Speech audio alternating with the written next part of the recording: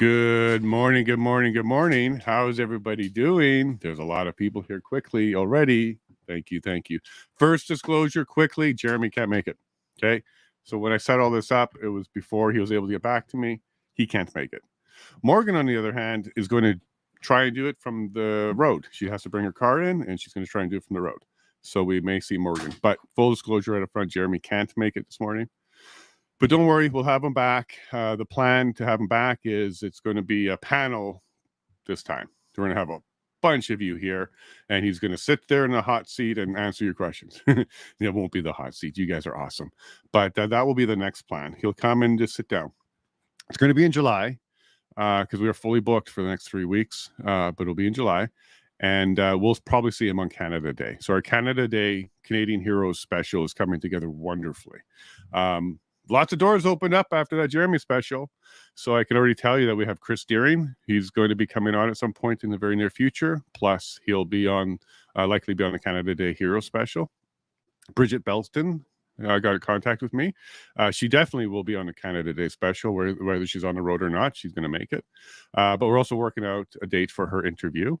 And Maggie Hope, who testified with Chris Deering, we've also got in contact as well. So this whole plan to get all 76 witnesses in front of us is starting to work. It's starting to work. Oh, and another one, Tom Curry, the lawyer for Peter Slowly, did return my message, and he's thinking about it. I actually want to interview even the lawyers. So my request to Tom Curry was him, Rebecca Jones, and ex-chief, former chief, previous chief, whatever you want to call it, of Ottawa. Peter Slowly himself. So this is what we got formulating for guests coming up, and the Canada Day Hero special is definitely starting to look really excellent. We'll bring a whole bunch of people on with podcasts, people part of the convoy, notable Canadians. Max, maybe he has a seat. We'll find out tonight. But we'll bring all these people back on the Canada Day special. So mark your calendars. It's the 1st of July each year. This year is on a Saturday, so we should have plenty of time to do that. Well, there's a bunch of people here. I'm going to say good morning to you all. Good morning, Clash. You've come back.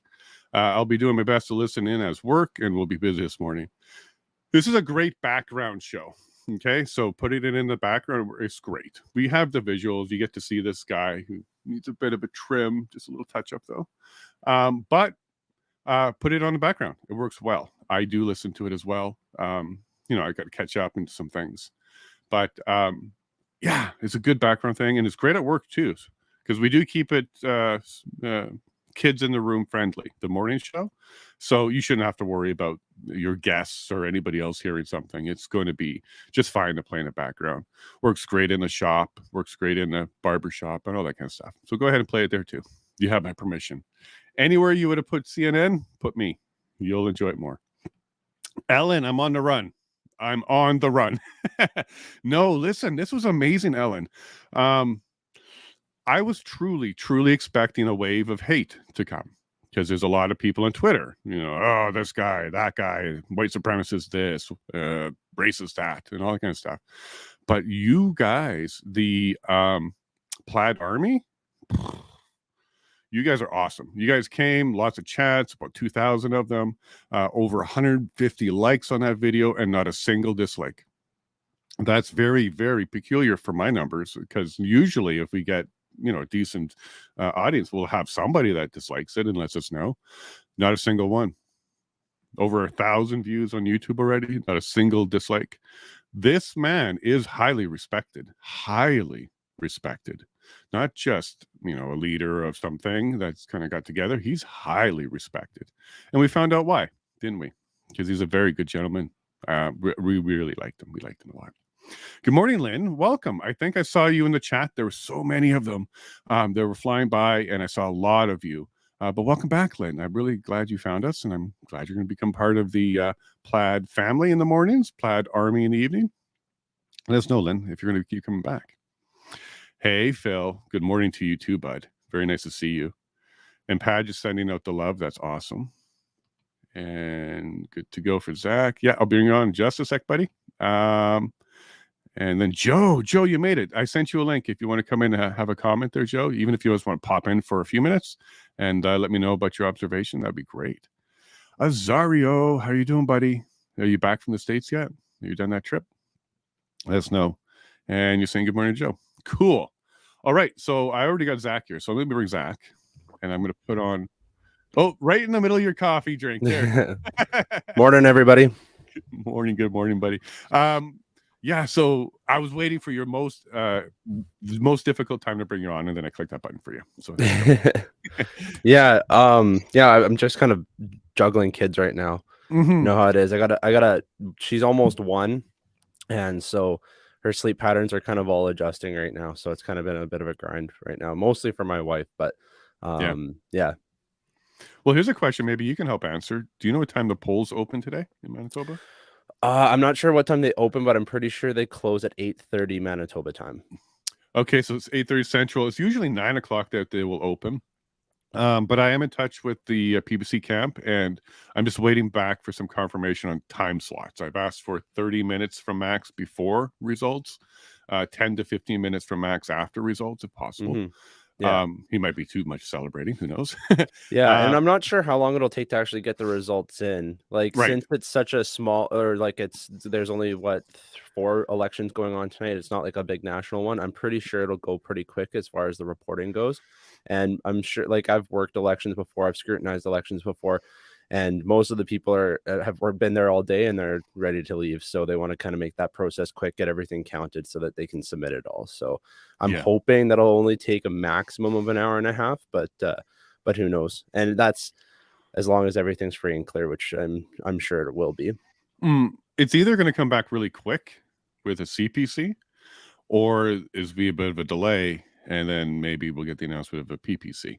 That's kind of what I'm suspecting. If we don't get a result like right away, it's good news. Well, and it depends on the margins too, because once they get in a certain percentage of it, they can kind of call it early per se. Because if there's a margin of victory so far that a number of votes and the registered electorate report in, then they can kind of call it with a certain level of certainty. Yeah, and as we learned from Andrew Lawton, of all people, during the interview with him, how they actually do it is there's no declaration. Nobody has the power to say the election is won or not, because it actually takes several days to confirm and validate everything. Yeah, but as they see the numbers, they do a bit of a prediction and an announcement. So we're not planning to watch CBC, CTV, those guys. We're going to keep an eye on. There's a group in Winnipeg called the Winnipeg Alternative Media, WAM. I did contact them. They are having a correspondent there. So I'm hoping they have coverage. Maybe True North might have it. Second option might be Rebel too. But yeah, I hope we can find some coverage. Now, you plan on having some coverage tonight. You're going to be doing a podcast as well. Yeah, I'm going to be doing a live stream. It's mostly, I'm going to find a source to see what as things come in and stuff like that. I also have some predictions that I'm going to go over as far as the riding and some stats that way. So I'll be having some coverage that way. And then I think once the results do come in, I'll end my stream, kind of jump over and hang out with you, because I think you're going to have a good panel kind of after the fact, right? Yeah. So we plan to have lots of people here chatting about it the entire time. People from there will likely join. Max not for long. Like, he'll come and join for a little bit. But we've put the invite out to any PPC, actually CPC as well, but not a single cricket came back from them to also come on as well. But PPC is definitely responding, and they do want to have some time and say hi to Canada. So yeah, and that's in being in the space and talking to lots of people, it's very, very difficult to get anybody from the CPC camp to kind of come on our shows. Like, I'm sure the bigger names like Andrew Lawton or Rebel, it's fairly easy for them, but they're not really big fans of the little guys here. You say bigger names, but I think you meant payroll. yeah, that's absolutely correct. Yeah, he's not very big online anymore. Like, he comes out and does digs, and he gets ratioed all the time by even Gov Corrupt. He's not all that big anymore. That was a quick one too. Yeah, and people are catching on quickly here. Like, he's saying things like conspiracy theory. He is relabeling comments as fat jokes. Like, he's really gone to the lefty playbook when it comes to fighting back, and it's not fun to watch. It's not a debate. It's not facts. He's not even responding to simple questions. So Yeah, it's Yeah. it's interesting times in this space because we've definitely thought that there's lots of people that have covered stuff that would be, say, on our side of the aisle, Hmm. and we thought these are people that would identify with us, help us, and be on our team, and it's really starting to shift the other way where they're kind of I'm sure there's lots of people that feel betrayed. Yeah. They thought that these people were credible, and, playing their cards in the last little bit, Key and Bexley as well. It just really showed maybe a chink in the armor as far as the people that we thought were on our side, and they're really just the exact same things that they came here to destroy. It's weird. And Kean Bexley, I've never met him or spoke to him. Okay. But he was at the POEC and so was I. And we have mutual audience. So people that like both of us, follow both of us. And I had one really good audience member say, hey, connect with him. And then he was trying to do it. He was messaging Baxter or whatever, Keenan, Key and and me. Bexley. Yeah, yeah. And I saw his videos. I saw that he was there. He was doing it in the same room as me, but I couldn't connect with him for the life of me. Everybody else, not a problem, but he would just not respond. He wasn't responding to anything. Time Mhm. goes on. I reach out to him behind the scenes. Again, not a single response. I think I know why now. They're not independent. No, they're not independent. Yeah, it's certainly seeming that way, and I think that when we see stuff like this happen, Hmm. there's kind of like that power vacuum, for lack of a better term, is where someone else is going to start filling that space. So I think it's a good opportunity for guys like us or many other Yeah. shows to earn and independent people to step up to the plate. If you're thinking about starting a show, it's a great time to do so because people are really starving for this type of information. Joe's right there exactly. Hmm. Twitter Spaces, right? There's some great people on there that are doing some fantastic things, have some fantastic rooms. So it's a really good time when stuff like this happens is to for people to capitalize on it. Yeah, absolutely. Brett Sears does a whole bunch of spaces that are great. Natasha in Montreal does Yeah, a whole those are bunch. really good. They've got like the whole gays against groomer thing was That was unreal. amazing. Yeah. Yeah. You were there for that one too. Yeah. And that's where Lois showed up. So if you're watching our Thursday episode, it was with Donald Best. It was a story about Lois, a indigenous male here in Alberta who had the surgery. Goes Hmm. by Sterile Indian now because they took his testicles and he's not happy. Um, he jumped on that space as well. So I'm sitting there listening. Groomers against Canada. Groomers against. Oh no, sorry, not groomers against Canada. Gays against groomers Canada, and gays against groomers, the U.S. one, Hmm. along with a whole bunch of people. And then Lois came on to tell his story. And wow, what a small world! Because we just had that story on our show, like an hour or so before that. Hmm. It was powerful. Yeah. Yeah, I haven't done a deep dive into her story, but it's been I've His seen story. sorry, Sorry. yes, his story Yeah. Yeah. pop up on Twitter a bunch, and it's really funny because that community really does not like the detransitioners or anybody No. speaking about their experience in a negative light, and you get cast aside so hard. Well, I also want to just correct one more word there. Negative light. No, it's the truth. So when they speak the truth, Negative from their perspective. Yeah, yeah, exactly. Yeah, yeah, yeah. yeah. When you're doing that whole tribal thing, you're absolutely right. Hmm. But yeah, I'll wait for Kevin. Kevin just popped on, which is great. So this is Gov Corrupt. And when I see his video, oh, I see video. And oh, it looks like he's doing a Jeffrey Tubin. So we'll wait for that to finish and then we'll bring him on. Do you remember that? You remember that CNN moment? Yeah. Yeah, Yeah. there's Canadian MP that happened to early on in the Oh yeah, in that's the right. A COVID CPC era. guy, I'm trying right? to yeah, no, I can't remember who, but I just remember it was someone was caught with their pants down on a Zoom meeting on a House of Commons Zoom meeting. So Yeah, I don't think he uh, was wearing any, and then he it walked was into the a room to sit down. and it was a committee too for something. Yeah. Someone in the chat might know, but yeah, it's funny when you get caught with your pants down. Maybe you should be in session and let the non-vax as well, and then you don't have to do that Hmm. remote stuff, guys. But yeah, I remember that we had one of those, and I think we had a hot mic as well at one point too during one of Hmm. these Zoom meetings. Yeah. It's good stuff.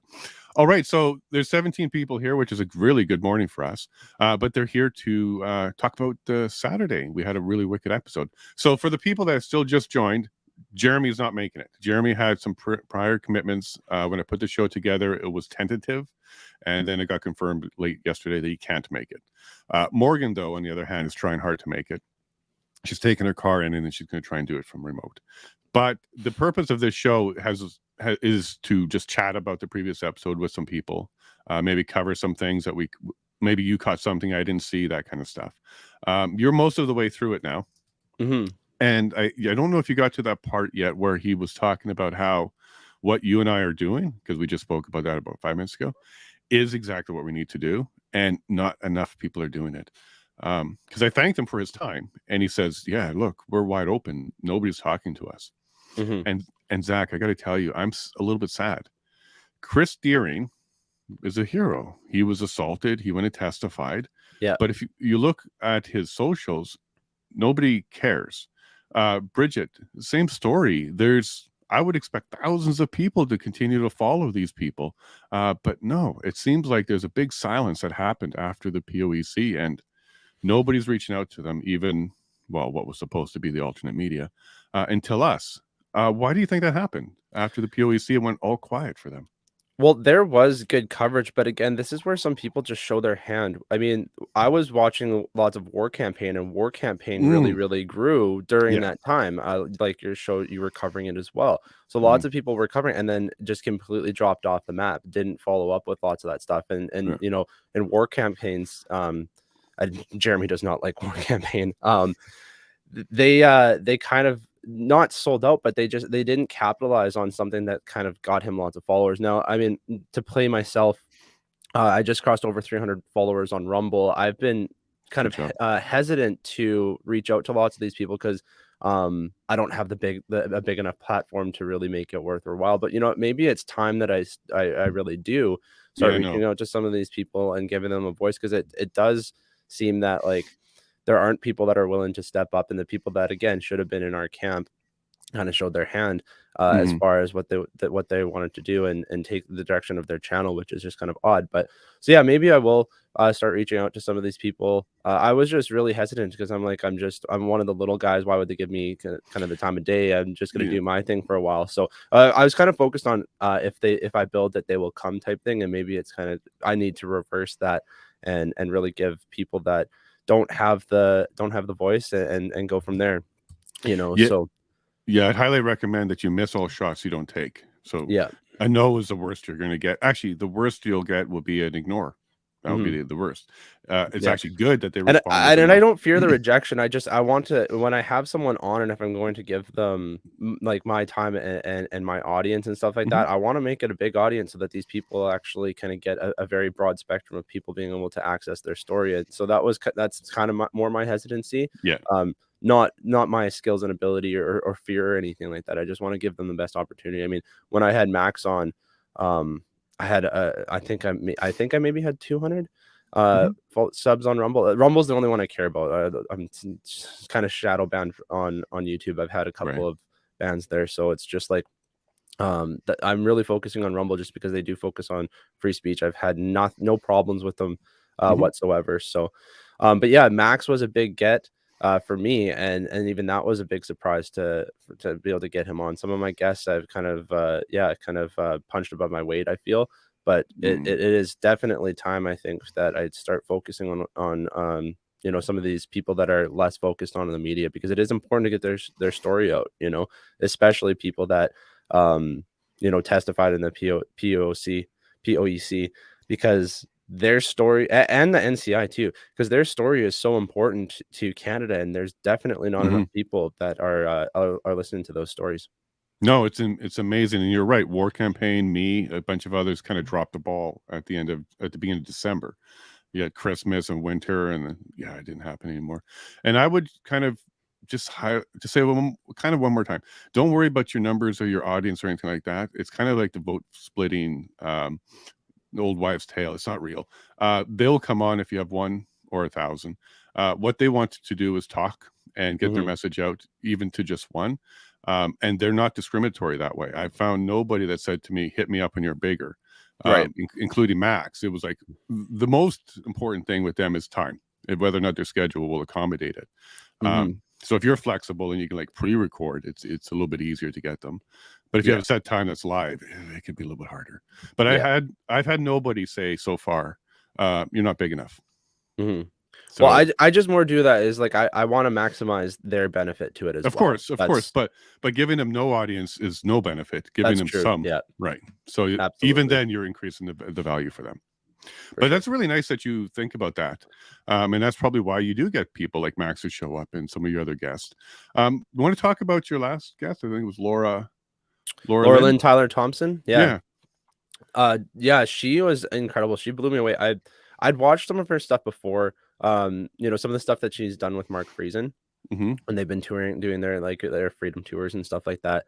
Yeah, they're together last night. There was a nice picture of them all. Yeah, I saw a couple of videos because she said that she was going to be running as a PPC candidate again. So that's really cool. But no, I went to Winkler last weekend. Mm-hmm. And to Freedom Fest there, and I heard her talk, and her speech was my favorite of the night. And there was Billboard Chris, Josh Alexander, and Max all spoke as well. Right. So I actually recorded all of those speeches, and I have them up on my Rumble channel. So if you want to catch that, you know, as a kind of election buildup. But Laura Lynn's was unreal, and it completely blew me away. Just for the fact of her history with the Conservative Party. She tells a story about her experience of trying to run as an MP, a pro-life MP, and speaking out against Soji, and her being completely railroaded by the CPC. And she even ran in Jagmeet Singh's riding as a PPC candidate, and she was going to try to do that with the CPC as well. So, I mean, there's a bunch of different things that she kind of brought up, but the biggest thing for me was just kind of the question that I asked her was, can we shift the Conservative Party to become more conservative from the inside? And based on her experience, it was a big no. So I think that anybody that is conservative, especially in Portage Lisgar today, or even some of the other by-elections, if you're thinking that having another CPC voice is going to, in the House of Commons, is going to help you, it's really not. If you're, again, on that whole pro-life side against Soji, there really is only one option here if you're looking for a federal solution and a political solution at that.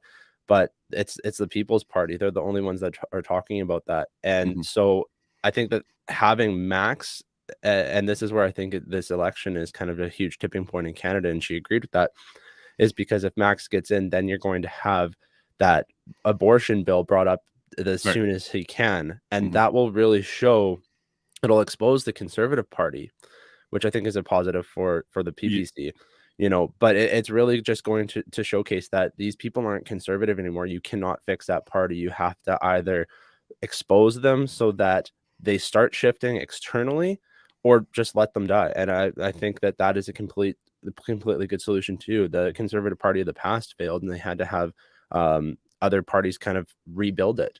Right. I don't think the PPC is going to rebuild it, but it might cause a shift a shift right. If that's what the Conservative base wants, you know, or you have Max as an alternative. I think it's all good. What Max is going to bring to the House of Commons if he can get elected today. Yeah, I know. I got a couple comments on that. I don't know if there's such a thing as getting them exposed to their base, because they were applauding, clapping, crying, embracing for C4. Not a single one of them stood up to that one. And that one's led to the death of many young people who didn't, like Lois, the story of Lois. He's applied for MAIDs because of the transition failure for him. And C4 doesn't allow him to get any therapy back to heterosexual. That makes it illegal. So I think they exposed themselves there. So I'm wondering, do the base care, or are they paying attention? And then the second part was, in a chat group I'm in on Twitter, I kind of posed a question that it makes sense for the CPC to let Max win on this one if they have the intent to spend 2 years of smearing him and just him. So they block all the others, let this one in, and spend 2 years of smearing him in order to dilute their potential in 2025, because they can see that the popularity of them is growing strong. What do you think about that? I know it's a little conspiracy. I might say, hey, they're making the frogs gay. But what I'm thinking is, it strategically, it would make sense, because it wouldn't hurt their power to give up that one seat. They can still, they have no power. They're not doing much anyways. But I'll bring Kevin in. I think he saw.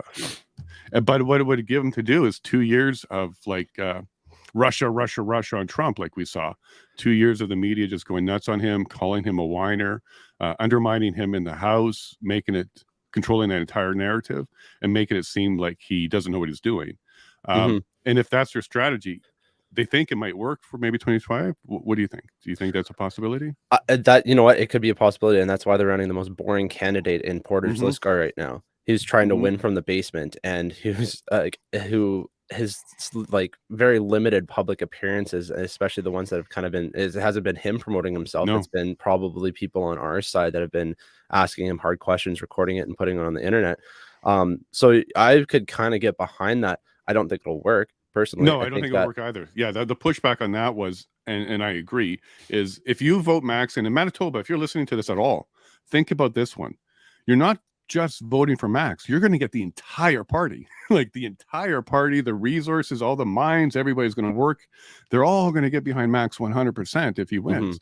So you're actually getting 338 smart people who are into this kind of thing, and you get all that as well. So you're going to get Max and an entire party. So consider that option. Hey, Kevin, nice to see you, bud, and welcome, Joe. Yeah, and to kind of comment on the first part too, I had a conversation with someone about this the other night because he kind of brought up a similar concern of what you just did. And my answer is because it's not so much about the result of that bill or the conversation that he's actually bringing up. What he wants is the vote. He wants to bring that to a vote so that every single conservative person that is trying to get reelected, every PPC candidate can say, hey, here's the receipts. He or she claims to be pro-life and they're not. Here's how they voted on this. They'll probably bring up C4. So he wants to be able to have that on public record so that when he has his 338 slate of, I think it will actually be 342 next election in 25. Once he has that, he's like, here's the slate of candidates that did not vote for your best interest. And I think that is probably just the first step in kind of his plan to kind of expose them. It's the exposure factor that I think more people are going to wake up to. Shows like this, shows like Joe has on Twitter, right? Once we kind of have that exposure and can start bringing some of this stuff in, people are going to start converting, at least in their minds, to be open to an alternative. Yeah. I think you're right. And I would like to see that, because for independent and other PPC candidates, that would really open the door. I think one of the check marks a lot of people around here are waiting for is, can they win? If they can win, then you actually have a lot more attention around here, especially if he goes in and he is an excellent canary in that coal mine, and kind of like what you're saying is exposing them and then forcing them to put up a yay or nay on the important issues for conservatives. I think that's an excellent strategy. Hey, Kevin, good morning, buddy. You were part of that group and you saw me maybe post that. What were you thinking about whether or not they would throw this one just to have a chance to smear him for a couple of years to hurt the party? Do you think that's way out there, or it could be? Well, the way I see it, it's kind of like the PPC is kind of like a powder keg, right? It's just looking for a spark. So they know that if this spark happens and this whole thing explodes, and it explodes in a way that, it takes out the CPC altogether, because at this point the CPC is irrelevant, right? Everybody should come to that conclusion. They're completely irrelevant. They should actually just merge with the Liberals, because they're basically the same party. So they see this powder keg, and in order, when you have like a nuclear reactor, right, you have to vent the gas, right? So you have to let off some pressure to stop it from exploding. And I think this is what they're trying to do. They're trying to let off some pressure, but ultimately, the CPC is Chernobyl. It's going to melt down. It's just a matter of when. Yeah, I don't think you're wrong. And Joe, are we going to end up with the new Liberal Democrat Conservative Party? Is that what we're going to end up with at some point here soon? What do you think? I wouldn't be surprised if one day I saw an LNDPC party, the Liberal New Democratic Conservative Party of Canada. Of China. Sorry, get that correct. China. Let's get that one right. China, Yeah. Your comment, I heard it on the show here. I'm in so many DM groups. I haven't found or seen that particular posit that you put forward. But for them to just allow this to skate through and just, man, that would be their worst nightmare. Because like you say, it's a longer game till late 25. And being able to actually go into the future elections to say that here's the proof that the CPC definitely do not have an opinion on this. You know, it's important that we realize that all politics are a longer game, right? And that's what I saw, the lack of discernment in Canadian voters today. You know, even during this range, I see the lack of discernment, and it was very evident over spaces and podcasts the last few days, where the rabid anti-CPC crowd certainly has been attacking the PPC ad nauseum. So today, Portage Lisgard will speak, and I think that's the key. And by 8:30 tonight, we'll know. We'll know. Yeah, I'm excited about that. And there was an announcement yesterday, too, out of the PM office that Calgary Heritage will be on July 24th. That by-election will be July 24th, yeah. I saw that. I'm going to be putting my holiday request in this week so that I can get the a few days the week before and whatnot that weekend and go out campaigning for Kelly right in Calgary, go knock on some doors and talk to some people and engage. I'll be doing the same thing, not because I'm a PPC supporter, because I'm a Kelly supporter. I met that guy. He's an excellent guy. I really think he has a good shot and he deserves a shot. So I'm going to get behind Kelly. It doesn't matter what happens with Max today or not. I think Kelly really should give that a good shot. I think so too. He's an all-Canadian guy, 100%. Yeah. Now, another thing I kind of brought up was this WEF kerfuffle that was happening here. So CPC threw out the WEF title, and then we had a bunch of stuff, Andrew Lawton, me, other people kind of pointing to information. But I was pondering it last night. Strategically, that helped the PPC, even though CPC is the one that initiated that. Because if you don't know what WEF is, it's a non-issue to you. You just through ignorance, it means nothing to you. But if you do know what the WEF is, you know that Pierre is dirtier than Max. So why are they reminding us right before the election that Pierre is dirtier than Max to the people in the know? I'll go to you and Zach and then down to Kevin on that one. I disagree with you. I think because low info voters decide elections, and you're right. There's people that aren't aware of this. So bringing it up, they're probably only seeing the one side of the equation. They're only seeing the propaganda that the CPC. So the mud. And they're not seeing anything. Just the mud. They just got the mud. Exactly. And they're not going to do their research. They're not going to even listen to the other side. So I think it actually works out very well in the CPC's favor. For that reason is because the people that they're pandering to aren't going to listen to shows like ours. They're just going to get their information from the party. They're going to listen to every word that Pierre says. And you can even see this in real time on Twitter with, I'm not going to name any names because I don't want to publicize them, but there's some awful people that are very nasty towards our side in the PPC camp on Twitter. And they basically have taken these things and just tried to run with it. And the even smaller accounts that I would probably just guess are bots are pushing this stuff too. They're not willing to have a conversation. They're not willing to listen, and they're not willing to even give any level of benefit of the doubt, even when it exposes the CPC more than it does Max and the PPC. So I don't personally, I wouldn't have done that. Unless they're in very, very desperate situation in Portage, because it just screams desperate for people that are actually in the know. But again, I don't think it was for the people that are in the know exposing something or trying to expose Max that way. Well, maybe you're right. Maybe it was a desperation attempt, and that was a good thing for us to see. It was a good signal. Kevin, so do you think that might backfire? So they're saying WEF bad. This guy has WEF bad. But over time, people are also realize all over the place that, yeah, so are they, though. But if WEF is bad, then why was Pierre talking about in 2009, 2010, when he was giving a speech about the Canada's position according to WEF, and he's got a speech and he's like, hey, according to these guys, we're doing great. So do you think it might backfire on them? Not necessarily now, but going forward?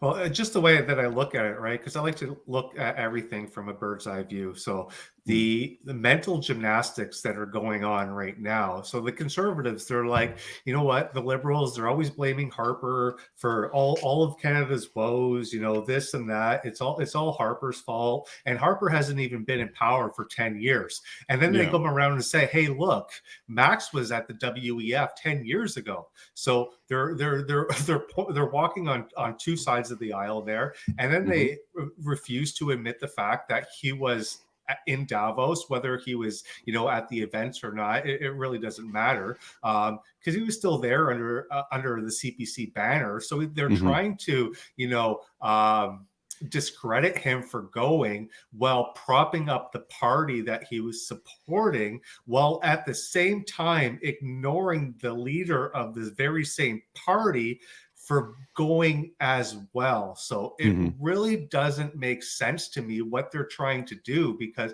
it's so ludicrous. And like anybody with more than 2 brain cells that could walk and chew gum at the same time should be able to, you know, put this together, that this is nothing more than a desperate smear campaign.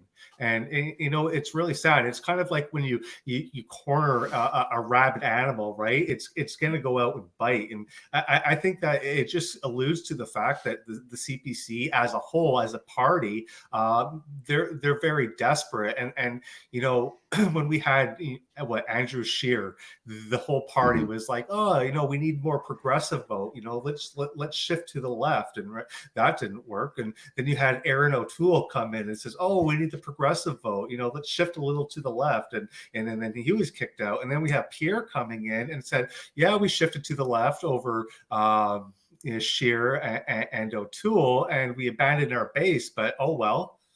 So like these never like if you're a CPC supporter, you really have to ask yourself, like, do you have some sort of Stockholm syndrome? Like, why are you supporting this party? Like, what have they ever done to you? Name one time a CPC MP stood up in the House of Commons and attacked Trudeau's tyranny over COVID with his fiscal policies and with his, you know, authoritarian policies. There was not one single MP. Now, this is not just the CPC, right? This is 338 of them. Not one actually stood up and stopped this. So like, why are you, you know, and that's why I always try to allude to the trucker convoy. The trucker convoy did more for Canada, more for Canadians in 2 weeks than the CPC has done in 2 years. So, and I ran the numbers, right? There was about 6 million or 7 million unvaccinated Canadians. And I think I could be wrong on this, but I think about 3 million people voted for the Liberals that put them into power. So unvaccinated Canadians actually have a bigger voice than the minority government is right now. And I think that's what the CPC is looking at. And that's what really like frightens them, because they know, like the people that aren't cognitively dissident, they know that, you know, Max was out there from day one. People like Randy Hillier were out there from day one, you know, and they didn't try to politicize it for their own benefit. They truly believed what they were saying, you know. And he had Pierre come in handing out coffees for a photo op at the end. And then he switched gears, and then he called people like Christine Anderson, you know, a far right fascist, whatever that's supposed to mean. Is so like it's just really hard to understand, you know, who's actually driving this campaign, because it sounds like they're a little bit drunk. Well, that's why I'm highlighting that maybe they might be throwing it for some other reason, which could be to smear him and kind of hurt the PPC party for 2025. Again, I don't think it will work, but maybe they're doing that. Joe, the Conservative base, maybe there is a lot less of them, but they're so anti-Trudeau that they're sticking with the CPC. So maybe there's a shift inside of the CPC where they're not so hardcore base conservative anymore, but they're so anti-liberal NDP Trudeau that they're sticking with them. And these are the same ones that say, don't split the vote and you have to give us your vote because Trudeau is going to win forever. Do you think that might be happening within the CPC itself, that the base is still giving them support, but not for the conservative base, for the anti-liberal reasons? What do you think? Anti-liberal reasons. That's a good point right there. That's exactly what it is. The non-verbal CPC supporter voter, regular Joe Canadian, really doesn't understand what's going on. They're sitting there like Josh is saying, or pardon me, Kevin is saying, they're reaching over for an Advil because they're waking up to a headache here. Things are not making sense. The more that they watch what's going on, they're going, what's going on here? Exactly, that wake up from the Stockholm Syndrome scenario. Mm-hmm. The one thing that I'd like to zero in on is this WEF connection debacle. I'd like to point out that Pierre Poilievre was a junior MP at the time.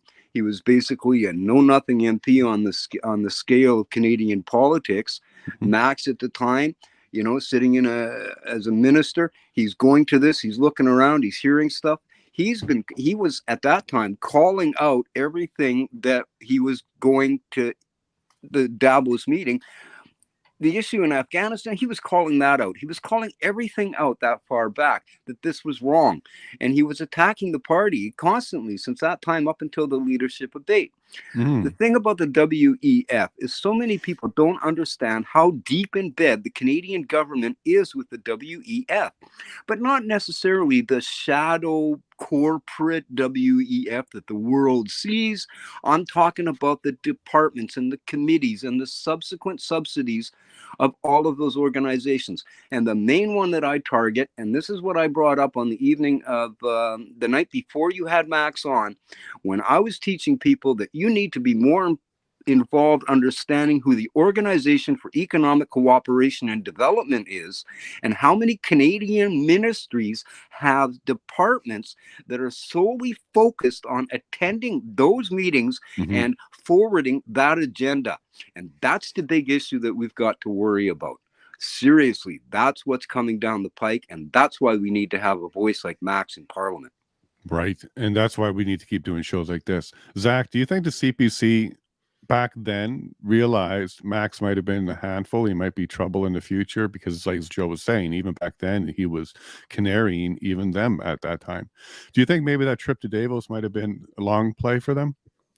No, Max has been speaking about it. I think Max didn't really come I think to the big realizations about lots of the stuff that he's been talking about now, or the exposure factor, until after he lost in 2018, lost the leadership election. He was talking about some of this stuff. There's videos back in like 2012 or 2010 of him speaking out, but it wasn't until he left that party or got exposed to him losing and him trying to work with Andrew Scheer and saying, here's all of the things. And Andrew Scheer straight up told him, these work well for our base, but not for the people we're trying to attract. Oh, wow. That shift left. So that he was a actually comment? How'd you get that comment? I've heard Max say that multiple times, but Laura Lynn brought it up on our show last week. So there's that. Once he left, he had a road trip, and Mark Friesen has kind of stated this before too. He had a road trip with Mark Friesen, and he had an education. Yeah. That really shifted the tide. So those two things, him losing, him trying to work within the party, it being exposed that way. I think he was probably caught up with trying to change it internally, and that didn't work. And then he lost, met Mark, and kind of that's what we're seeing. So even when people bring up the World Economic Forum or the UN SDGs, which Pierre will not comment on, even though he definitely is knowledgeable of it. Well, he's got an ESG score to maintain. So, well, it's not what it was when Max went there 15 years ago. Correct. Right. It's not the boogeyman that everybody knows it to be today. No, so, it was a small seed at the time. They were just really getting the tentacles out. Exactly. And so could it be even their long game to have the PPC being controlled op like lots of people claim it to be? That's a really long game, and I think that there's bigger players that they could have actually targeted, say Trudeau, say Harper, who was already in power, that would have benefited them more than Maxime Bernier. And especially since Maxime Bernier left the party and started exposing that type of stuff, I think it's kind of a non-starter for me. I'm going to kind of pin that one now, because we do want to get into the Jeremy conversation, and we got lots to do tonight. So I think we'll be able to bring that up. So what you all just heard there was a nice taste of what you're going to get a little bit later today.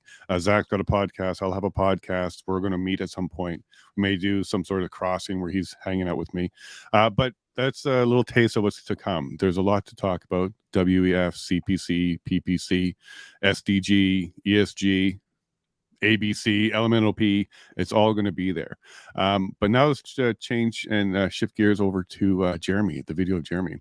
Joe, I'm going to come to you first because Kev just popped away, but I'll come to you first. You had an observation, Joe. You actually zoomed in and really paid a close attention to about a 20-second piece of that video. 3 hours and 20 minutes, and you found 20 seconds that you thought was really interesting. Do you want to go ahead and highlight that for us? Sure. I'll preface my comments by telling folks, grab a pencil, write down 249.50, take it to 250.10. What I'm going to do, Joe, is as you're talking, I'll pull that up and I'll get it ready. Most people have heard me for 2 years over Twitter Spaces and on various podcasts.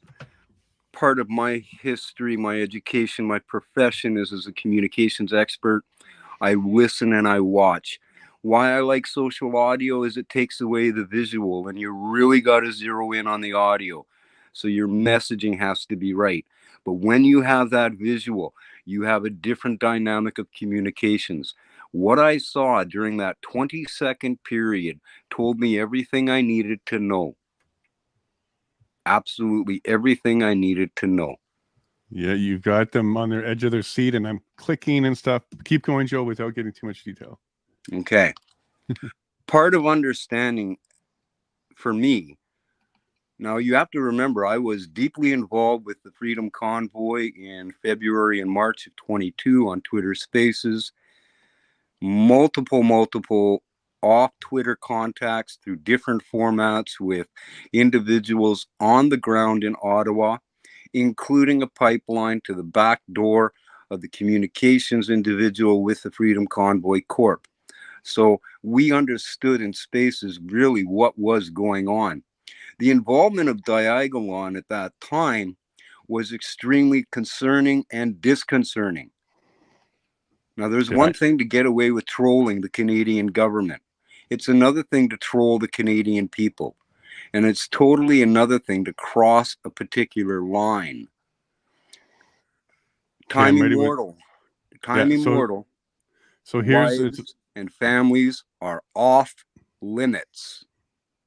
Okay, so check out this is the 20 seconds Joe's talking about. No, the one question that people keep asking is about the comment on Pierre's wife.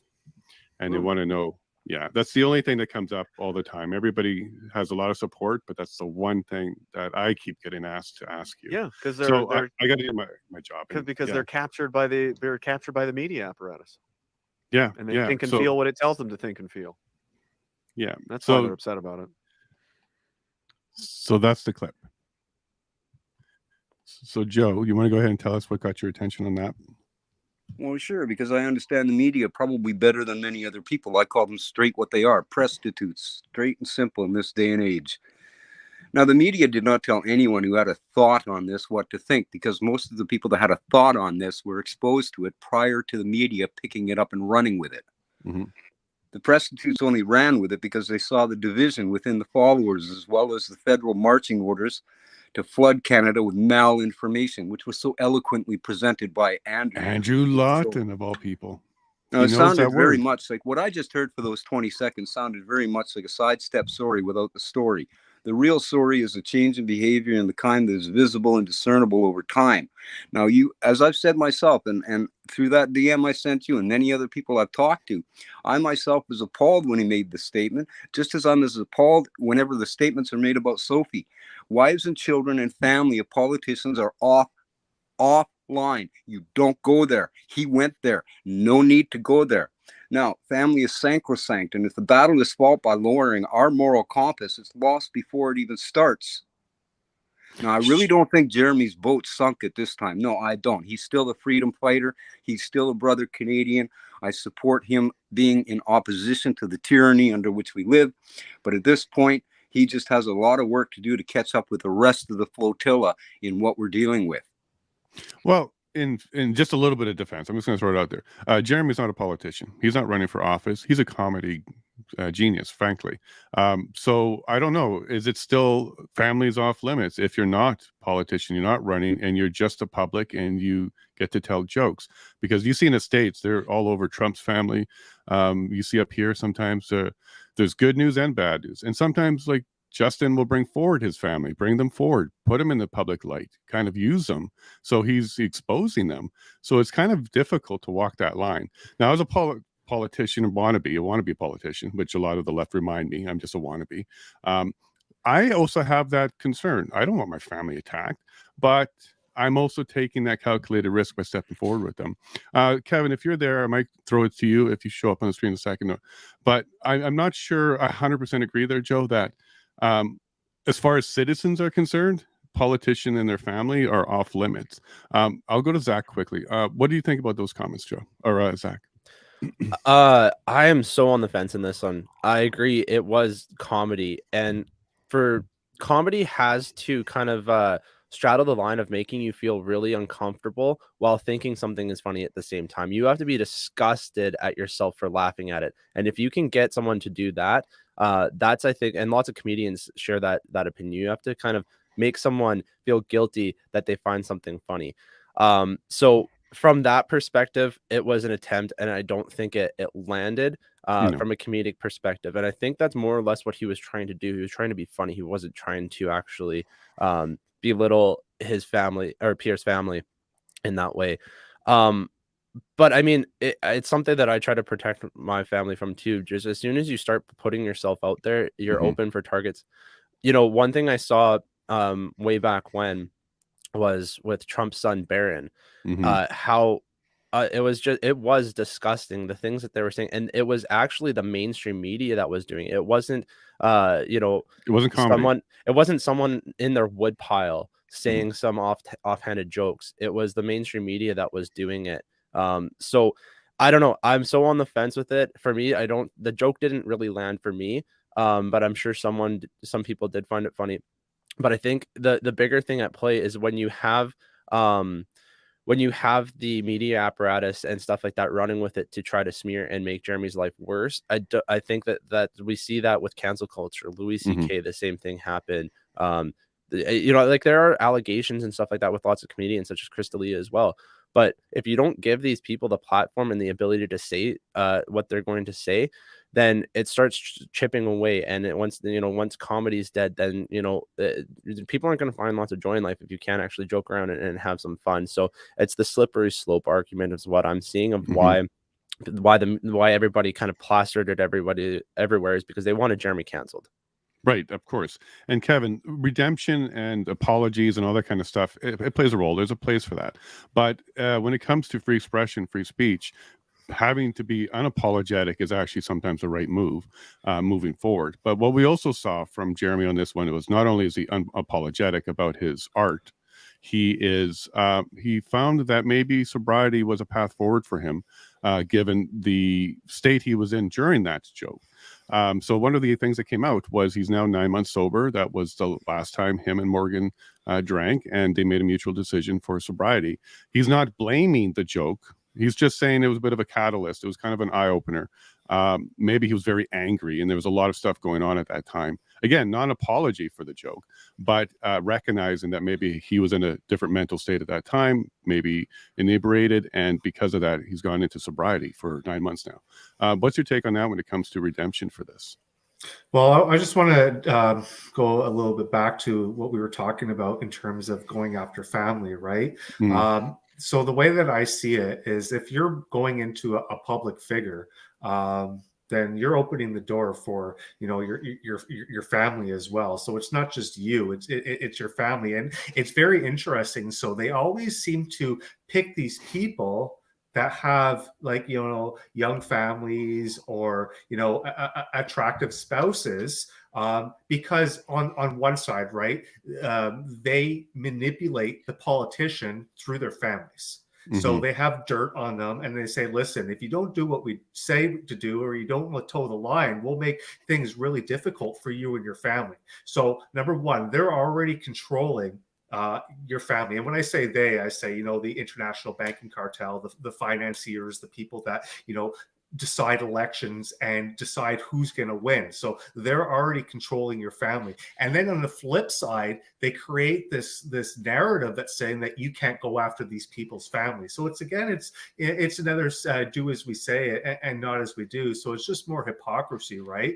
But like, and you can agree with somebody's with someone's right to say something without having to agree with what the actual words are, right? So Correct. like in terms of what Jeremy said, like, was it inappropriate? Sure. Like there's tons of inappropriate jokes. If you don't like it, change the channel, right? So we don't have to cancel somebody because he said something inappropriate. It happens all the time. But what we do have to do is we have to stand up for that person's right to say it, because as soon as we as soon as we stop protecting people to say things, and we don't even have to agree with them, right? Like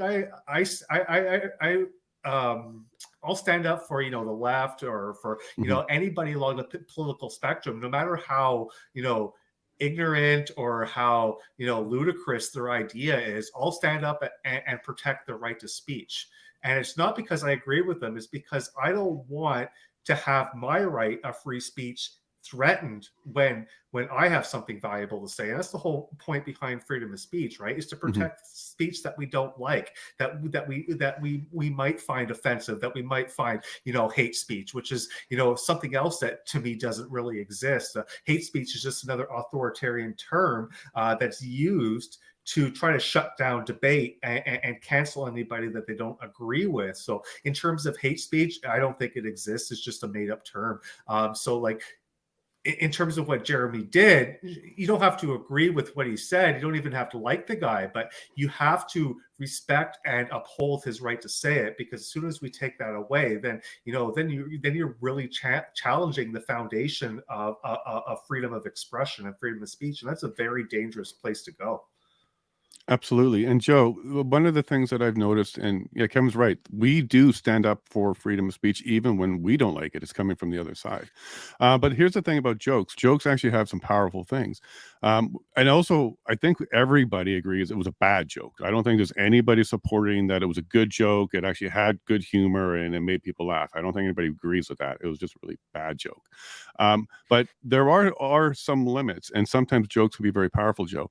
I'll give you two examples. One, when the Bill Cosby joke came out, I can't remember that comedian's name, but he made a joke about Bill Cosby's issues that everybody knew about in the industry, and then boom, that kicked off the investigation, and then people find out that this thing was an issue. So sometimes the joke reveals the harsh truth, and then sometimes there's limits on jokes, because even in the United States, when Kathy, whatever, that redheaded comedian did that Trump severed head thing, everybody disagreed that joke was way beyond the line.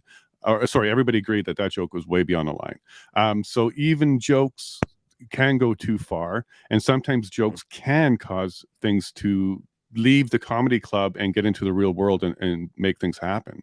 So is that where you're going with this as well? It's sometimes jokes aren't just a joke. Is that where you're going with that?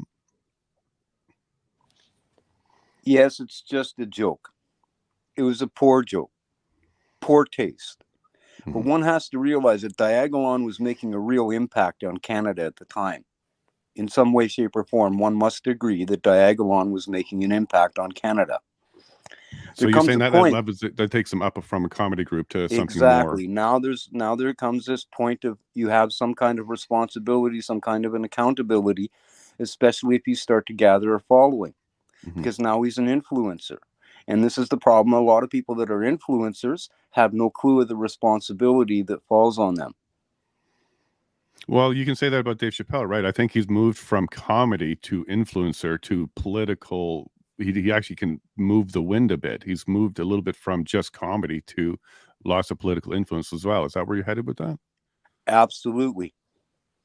Yeah. Okay. So you're thinking, even if you're not a politician and you don't have that responsibility, because you become such an influencer and you have such a voice and there's a lot of ears, you have to be a little bit careful about the messaging you're putting out there, even in the jokes? Yes. Okay, so that sounds like some responsibility and maturity for the discourse that we're having here. what do you think, Joe, about the sobriety? The fact that he used that as a turning point as well. Maybe he realized that the joke itself was too far, not to apologize, but maybe he even felt that, yeah, okay, I went too far on that one, and then went the road of sobriety. Could you look at that as some redemption from him? Yes. Yeah, I think so too. Okay. So I think maybe we can put this to bed. Like, it was a horrible joke. Even he maybe doesn't want to apologize for it because he doesn't have to apologize, but maybe there is some regret in him that wasn't the best joke to make. And then, we can move on from that. Now, There's do you another think... angle to that, Jason. Please Let's go. explore this. Yeah, okay. The other angle that I was looking at is why go after the relationship between Pierre Poilievre and his wife? Why not take the higher road and go after what her activities are in her professional life, if that's the issue? If there's connections there to cause people concern, then those are the issues that need to be exposed, not the marriage unit. She could be referred to by her maiden name, or whatever report could be done on whatever activities that one wants to report about how she's operating outside of the marriage unit in a political format. If you understand where I'm going with that, and then just leave it as a tagline at the last paragraph, so-and-so is married to Pierre Poilievre, current leader of the the Progressive Canadian Party of Canada, Conservative Party of Canada. Too early on a Monday. So I need another coffee. Hang on. No problem.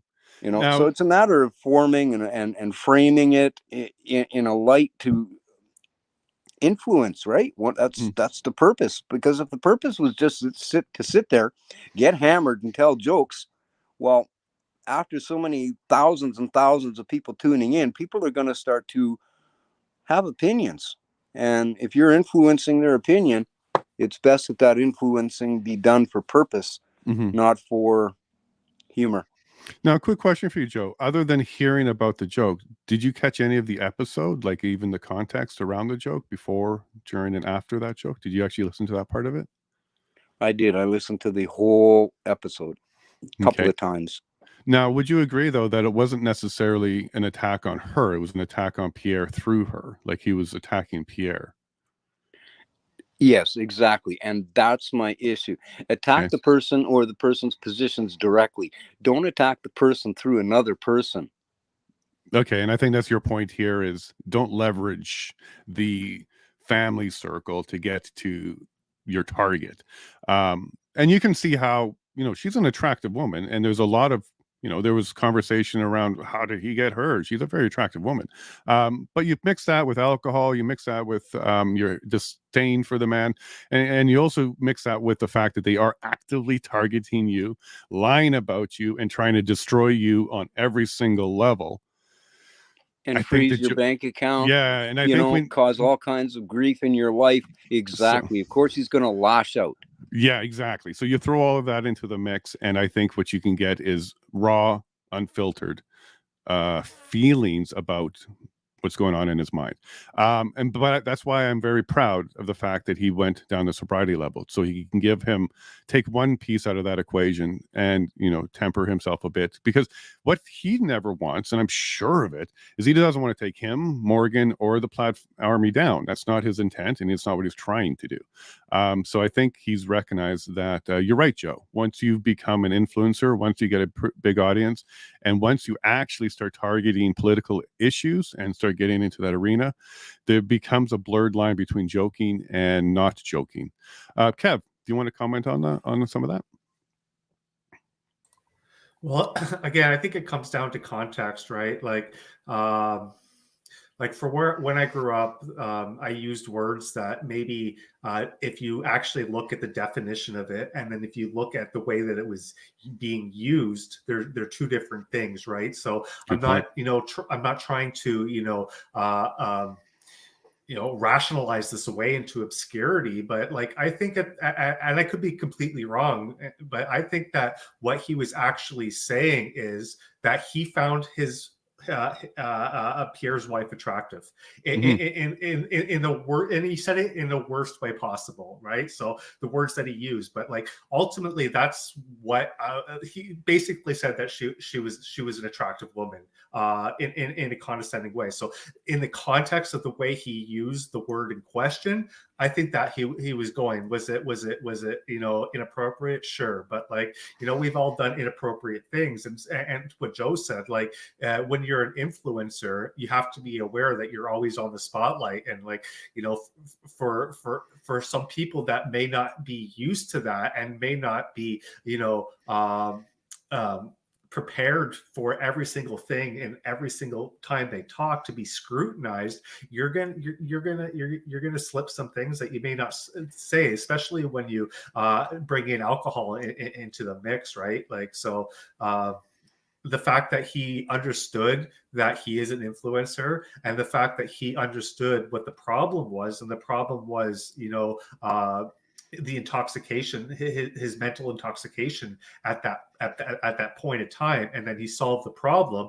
I think that it was a learning experience for him, and I think that it will allow him to grow as a person, and to look back and say, you know what, I did screw up, and I'm not going to apologize.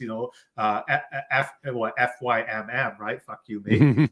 I'm not going to apologize, but I'm going to change my behavior and make sure that I'm never going to go down that road again, and never have to have that sort of thing come into question where they can destroy my credibility off of one or two things that I've said. Yeah, absolutely. Now to circle back to you, Joe, and to kind of close this up and put a bow on it, as you said, the media, plays a big role in this.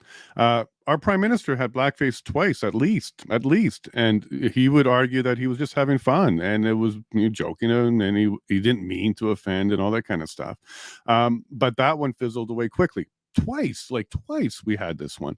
But with Jeremy, who's not even running, the media is keeping this one alive. They're keeping this on life support. It comes up all the time. What do you say about the obvious hypocrisy when Trudeau can do blackface a couple times and it just fizzles away? We bring it up a lot, but it doesn't have any mainstream appeal at all. But yet Jeremy makes a joke while he's intoxicated and angry, and he finds somebody physically appealing in some way, and that's enough to paint him for a couple years.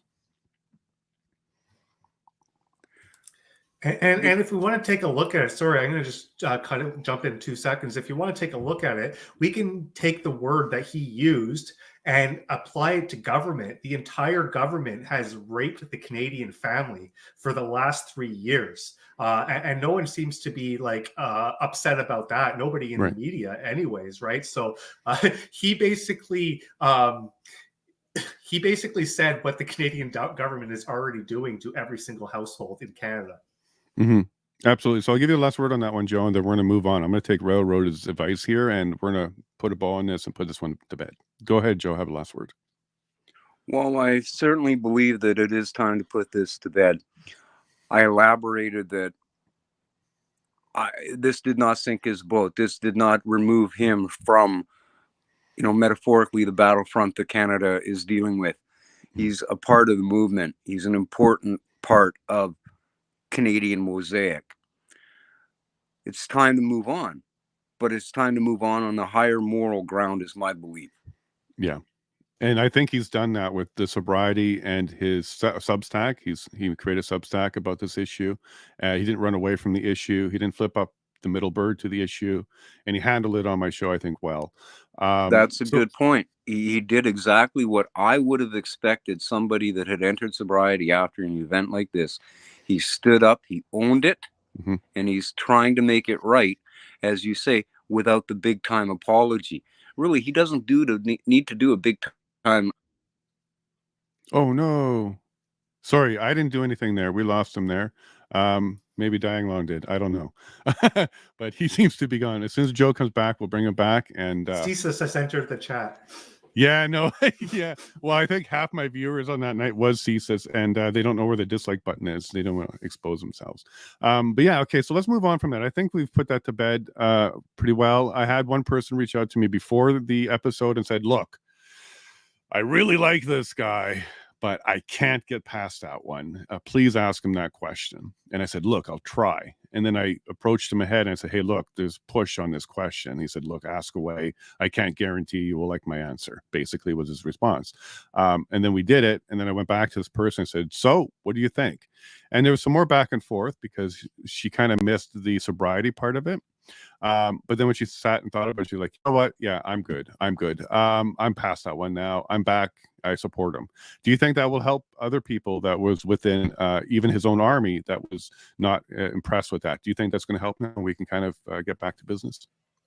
At the end of the day, time heals all wounds, right? So all you need is just a bit more time, and for people to really come to moving on. And what is going to help them to move on from the situation the most is for Jeremy to remain in character for what allowed him to become popular in the first place, right? So move on from something that to me is it's a nothing event, because what he did for like the 2, 3, 4 years before that was far more impactful for the everyday person than the amount of discontent he got from saying a couple of words at 2 a.m. while being intoxicated, right? So if Jeremy really wants to move on, all he has to do is to move back to what started him in the first place. Go back to being critical of the government, going back to everything that everybody really liked about him, and I think that he's doing that. So I think he's on the right road. Yeah, and I was very happy with that interview. I don't get nervous before we guess, except for Tammy Croft. That one, I actually did get the butterflies for that because I knew her story and I knew what we were going to be talking about. But I didn't for Jeremy. But the one thing I was concerned about was, am I going to get the character? Is he going to blow up my channel? And am I going to get a strike or something like that? But I didn't. I actually got the man, and he was there to talk, and I was really impressed with that. So Joe, you absolutely watched the whole thing, I guess, and you watched that 20 seconds multiple times. But the entire interview, how do you think that went? Did we see the man or did we see the character? What do you think? I'm really sure we saw the man.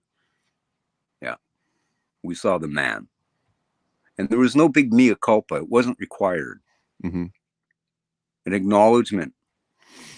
But this idea of trying to blame it on the media, we have to remember the media are prostitutes paid in full by the bordello owner, the Liberal Party of Canada, with your tax dollars. So when they speak, realize they're just a mouthpiece for the Privy Council. Well, you're making a heck of a point there. How does that relate to Jeremy? Sorry.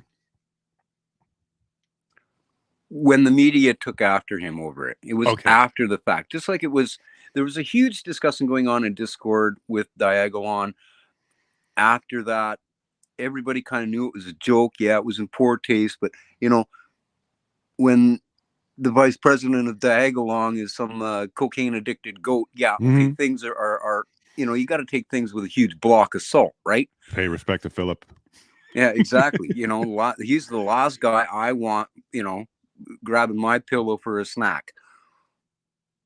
Okay. So you saw the man. So you watched this video and you saw the man. And what did you think of the man? Did you think he was leading just a comedy group, or do you think there's more going on up there? Do you think he's a strategic guy? Or do you think he's just trying to make some money? And then the last one, do you really think he's trying to help Canada? What did you get out of that, Joe? I've never seen Jeremy as a grifter trying to make money off the backs of what's going on in this world. He's Great. A Canadian, tried and true, a red-blooded Canadian, Joe Canadian, regular six-pack type of guy. If we were in a battlefield, man, that's a guy I'd want in my foxhole every day, all day. Absolutely. And I don't know if Kevin's back yet, but little shout out to Zach. Zach, I just saw your messages in a private chat. I apologize, bro. He wanted to jump on, but I didn't see his messages. He did warn me he's taking care of his children this morning, so he would have to jump if he had to. So sorry about that. What I also found interesting was he has so much empathy. Like, he is absolutely wired the right way. Okay. I didn't find any narcissism in him. I was looking. I didn't see any sociopathic or psychopathic tendencies. This gentleman absolutely has a huge heart. And it seemed like at least a couple points, whenever he was feeling that pressure and that requirement for him to kind of stand forward, he expresses loudly. So he gets louder when he's doing that. Yeah, Kevin doesn't seem to be back yet. Oh, no, Kevin says ciao. So I'll take him off the screen for now. But Joe, what did you think about that? Did you see Did you see the characteristics of a terrorist, or did you see the characteristics of a Canadian there? That's a true patriot. I didn't see. No, he's a patriot. You know, people make mistakes, right? And I'm not trying to backtrack on this issue. I find it to be a serious issue. Don't apologize. You hold your position. Overall, we have to remember in context, just as Kevin was saying, there's a lot to this. But what we have to focus on is the main thing there is the response to it was way overboard. Yeah. Way overboard. Not proportional. Yeah. Those in the movement basically called it out and said it was what it was and got to behave yourself and smarten up. And I think that was kind of acknowledged. Mm-hmm. When the media took after him, that was going a little bit off the rail on their end of things. And at the same time, one has to understand the man is just a human being attacked on every front. Yeah. His bank account, his employment, his friends, his neighbors. This, makes a man want to strike back. But there's ways to strike back in a more effective way than to actually make some inappropriate joke about a politician's wife, when in reality, that particular politician doesn't make a lick of difference in the world today, because the CPC has done nothing for Canada. They are a minority opposition. They have zero influence on Canada. What we need to focus on is the NDP and the LPC, and that's it. This division has to stop. Absolutely. And I just want to point out that Railroad had just mentioned that Tom Marazzo is releasing his interview with Jeremy as well. And then the Patriot. Oh, man, I just met the channel yesterday. He also interviewed it. And if you know him in the comments, put his name in, Patriot something. He interviewed Jeremy as well, and he's invited me to do an interview on his podcast as well. So we'll be watching for that in the near future. Okay, so now let's zoom out. Let's get out of this issue about the joke and stuff. We'll put that to bed finally. What else did you pick up from the video? Did anything else catch your attention? Something you didn't know about him? Anything else from the video that you liked to speak about?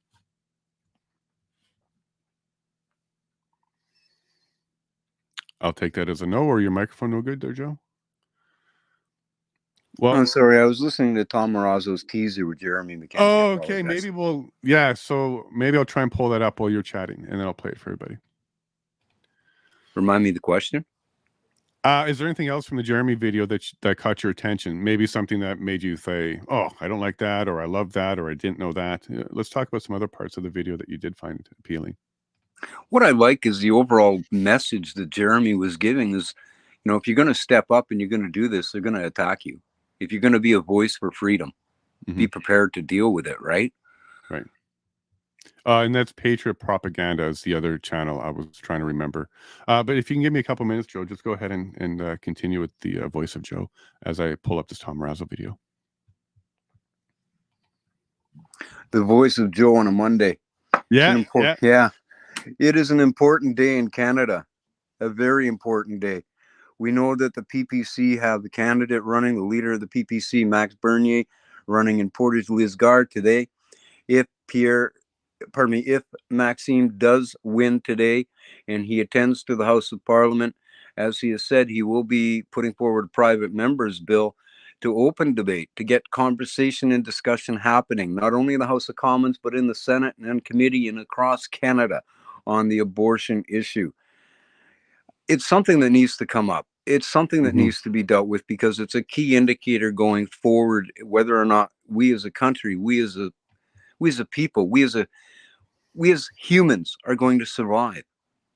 Because even in the last few days, people really realize that when you've got a 1.4 birth rate, okay, there's no way that you can sustain your population. It's impossible.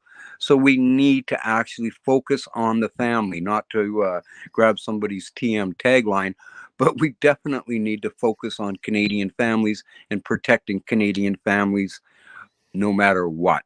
Go ahead. Absolutely, Joe. Without that, why are we here? If we're not working on our next generation, why are we here? Okay, so here's Tom Marazzo's teaser. It's 40 seconds, folks.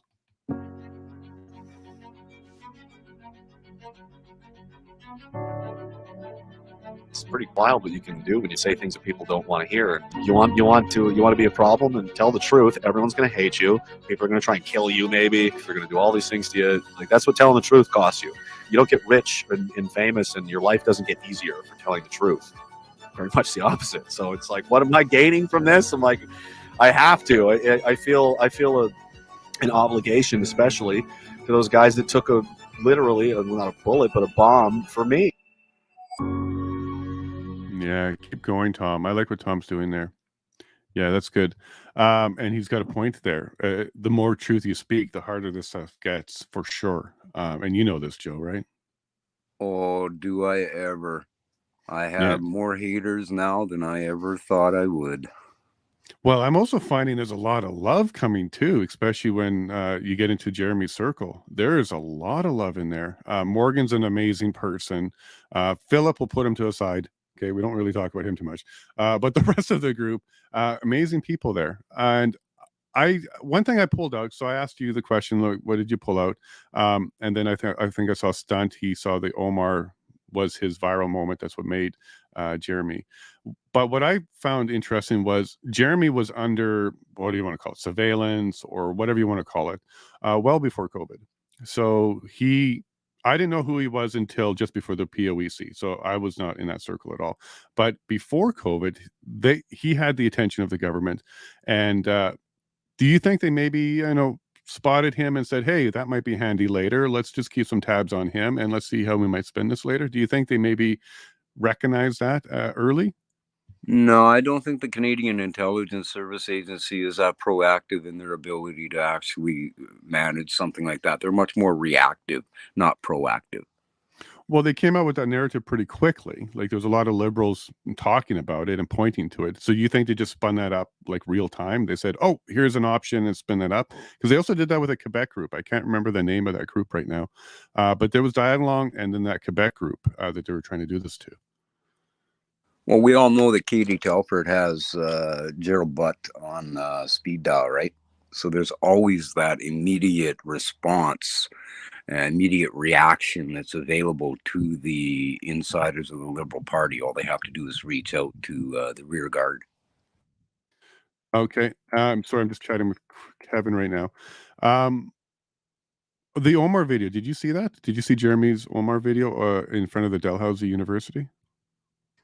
Was that the Omar Cotter discussion? Yeah. I've met Omar Cotter. I've actually met him face to face. Let's talk about that a bit. Your interaction, and then what's your takeaway from him? Well, we took $10.1 million of Canadian money from Trudeau. Trudeau gave him our tax dollars. And one day I got a phone call professionally to go and see what we could do to do some remediation work at a mall in North Edmonton. And the contractor was there and introduced me to the owner. And I looked over at the owner and I knew exactly who I was looking at. Oh, so you went into the shop? Sorry, I wasn't paying attention there. Actually, he owns a controlling interest in a small strip mall in North Edmonton. Oh, wow. Well, we know how you paid for that. Okay, go on. And they were looking for some remedial work to be done in the construction industry, of which I'm involved at the time. And I declined. I just straight up said, well, I'm sorry, there'll be no bid from my firm. Thank you. Have a nice day. And I walked out. Wow. So what's your take on that then? You happy he got the money? He deserved it? What's your take on that? I know I'm leading you, but what is your take on that? Well, because I walked away from a very lucrative contract, I probably could have taken a few $100,000 of that money. Yeah. So but no, I couldn't do it. I just couldn't do it because I was completely opposed to the awarding of $10.1 million. The events that occurred in Omar Cotter's life do not in any way, shape, or form equate to having to receive from us compensation to that amount. If anything, perhaps he more than likely should have been turned over to the United States authorities and left to answer for his actions. If you decide to go to a war zone, if you decide to engage in active combat, do not expect to come out of that rich. And now Ellen making a point, he should be paying the wife of the man that he killed. Forevermore. Forevermore. Yep. Well, let's see what kicked this off, because I haven't actually seen this video. See, I'm telling you, I didn't know who Jeremy was till just prior to the POEC when someone contacted me for advice when he had a warrant out for him. From then on is when I've been watching this. But let's see what this video. Oh, yeah. My name's Jeremy MacKenzie. I'm a Canadian Forces Afghanistan combat veteran. I deployed the 2nd Battalion Royal Canadian Regiment in 2007 to fight these people, actually, to fight Omar Khadr's extended family. They're all participate. They love the Taliban, which he was a member of. And I absolutely detest and abhor the fact that they would even call him such a thing as a child soldier. Calling him a soldier at all is an insult to the Waffen-SS. Let alone me. These are not people that wear uniforms. These are not people that obey things like the rules of war or the Geneva Conventions. They use women and children as human shields. They burn people with acid for not reading the right magic books.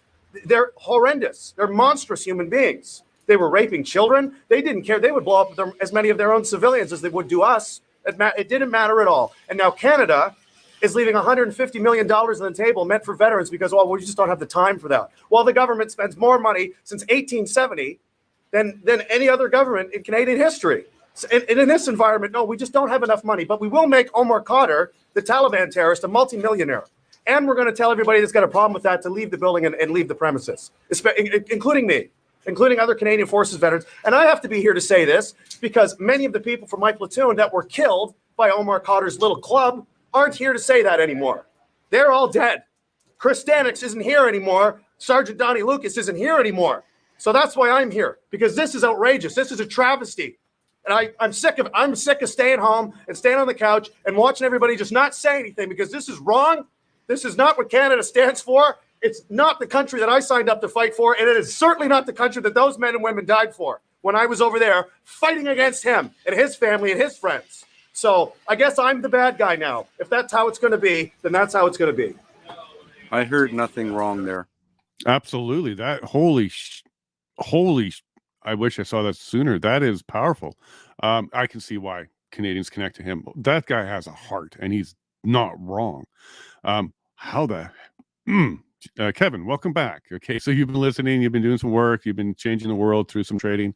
Go ahead and let us know what you thought about what we've been talking about so far. Well, I kind of had to cut out for a bit, so I missed a good 15 minutes of what you had to say. That was all about you anyway, so don't worry about it. So I don't really have an opinion to share on this topic right now. Like, I've given my views on Jeremy. Like, that's the Jeremy that I know. I've started following Jeremy back in, I think it was 2019, 2020, somewhere around there. So like, that's the person that I know, the person that, you know, believes in what he says and stands up for his right to say it. And that's what I was saying before, is that I think that's what we have to get back to. And you know what, I think he's on the right path to doing that. And if Canadians can see, you know, his passion and his, you know, his unwillingness to bend the knee, I think that he can be a powerful tool, and then other people could say, hey, I can be like that too, right? Why can't I do what he's doing? Because he said that about somebody else. He said, oh, this guy has like so many, you know, followers, 6,000 people are tuning into him right now, and why can't I do what he's doing? So it's going back to like paying it forward, right? Or like passing the torch. He's going to spark other people that say, hey, why can't I do what Jeremy's doing? So I think that is Jeremy's most valuable asset, is empowering others to find the courage to stand up and join, you know, our revolution. I agree. And Joe, do you think that is what the Canadian government was truly worried about?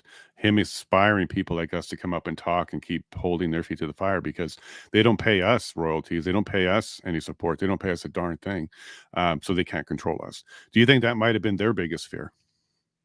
Absolutely, because Canadians know when Trudeau said to that veteran, you're asking for more than we can give, I don't think a single Canadian believed that. Mm-hmm. You know, and what Jeremy exposed there is the absolute truth. And I 100% agree with every syllable and consonant that came out of his mouth during that clip. Yeah, absolutely. So I can see why he is a leader. He's a natural born leader. And we learned that during the interview. Sorry, we just lost you there, Kev. You might be doing some more trading. Okay, but Joe, any other parts of the video that caught your attention or things that you want to kind of hash out? Not specifically. No. Okay, well then how about we go to some chats and see if there was anything that the people were pointing out as well. We did that one already there, Paula. Go ahead, Paula, if you have any more chats there or any questions. We got about 30 minutes and then we'll wrap this up. I got to get ready for that election coverage. What's that?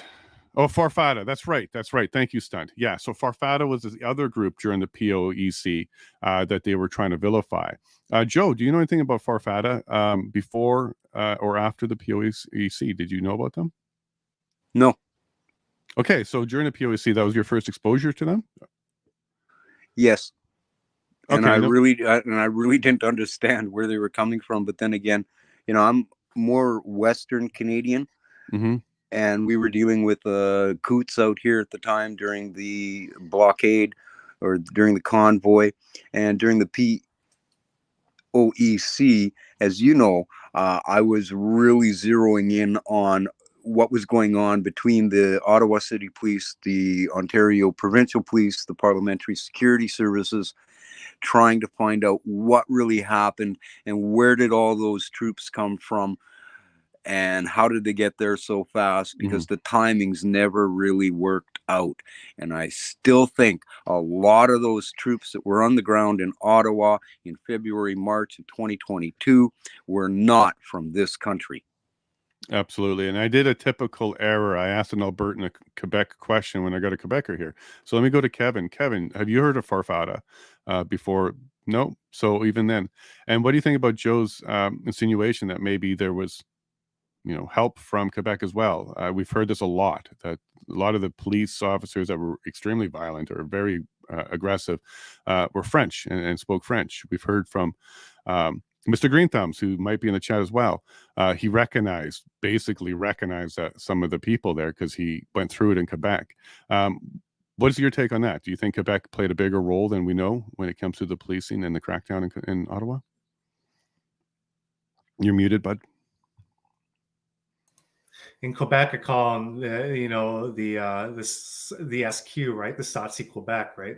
They're completely insane, and of course, there's going to be good people within it, right? Like you can't condemn an entire group, but so I've lived in Ontario under the OPP and under the Durham Regional Police. The Durham Regional Police were really bad. Like in high school, I had buddies that were picked up by Durham Regional Police and taken out to the lake, and then they would put phone books on them and then smash their ribs, right, and then rob them of all their drugs and money. So that's what the Durham Police did, and then the SQ even more violent than that, and that's one of the reasons why I think we saw this emergency act declared. Is it allowed for the federal government to start pooling resources from other provinces. And to what Joe was talking about too, like 100%, we already know that there's Chinese police forces operating in Canada. It didn't. It would make sense that we would have bent the knee to them and asked them to help with the situation. Or it could have been some other authoritarian three-letter government agency, like because we do know that Canada, for the first little bit, right, they didn't really know what they were doing, and then they're getting a lot of heat from the White House and say, you guys really need to figure your shit out. And then we found out that there was a private conversation between the Prime Minister and the President, and then within a couple of days they had this plan, and it was kind of like attack and crush. It was very similar to what we saw in the January 6th, like same type of tactics, right? So we probably had a little bit of the CIA, that probably a little bit of the NSA, all doing information gathering and pushing this to crush dissent, because the last thing that America wanted was for this type of movement to spark in their country, like, for the people, that would have been the best thing possible. But as for like the government, they saw this as a nightmare, and they needed to stifle it quick. And so when they got on the phone with Trudeau, and then we saw all these resources basically being pooled and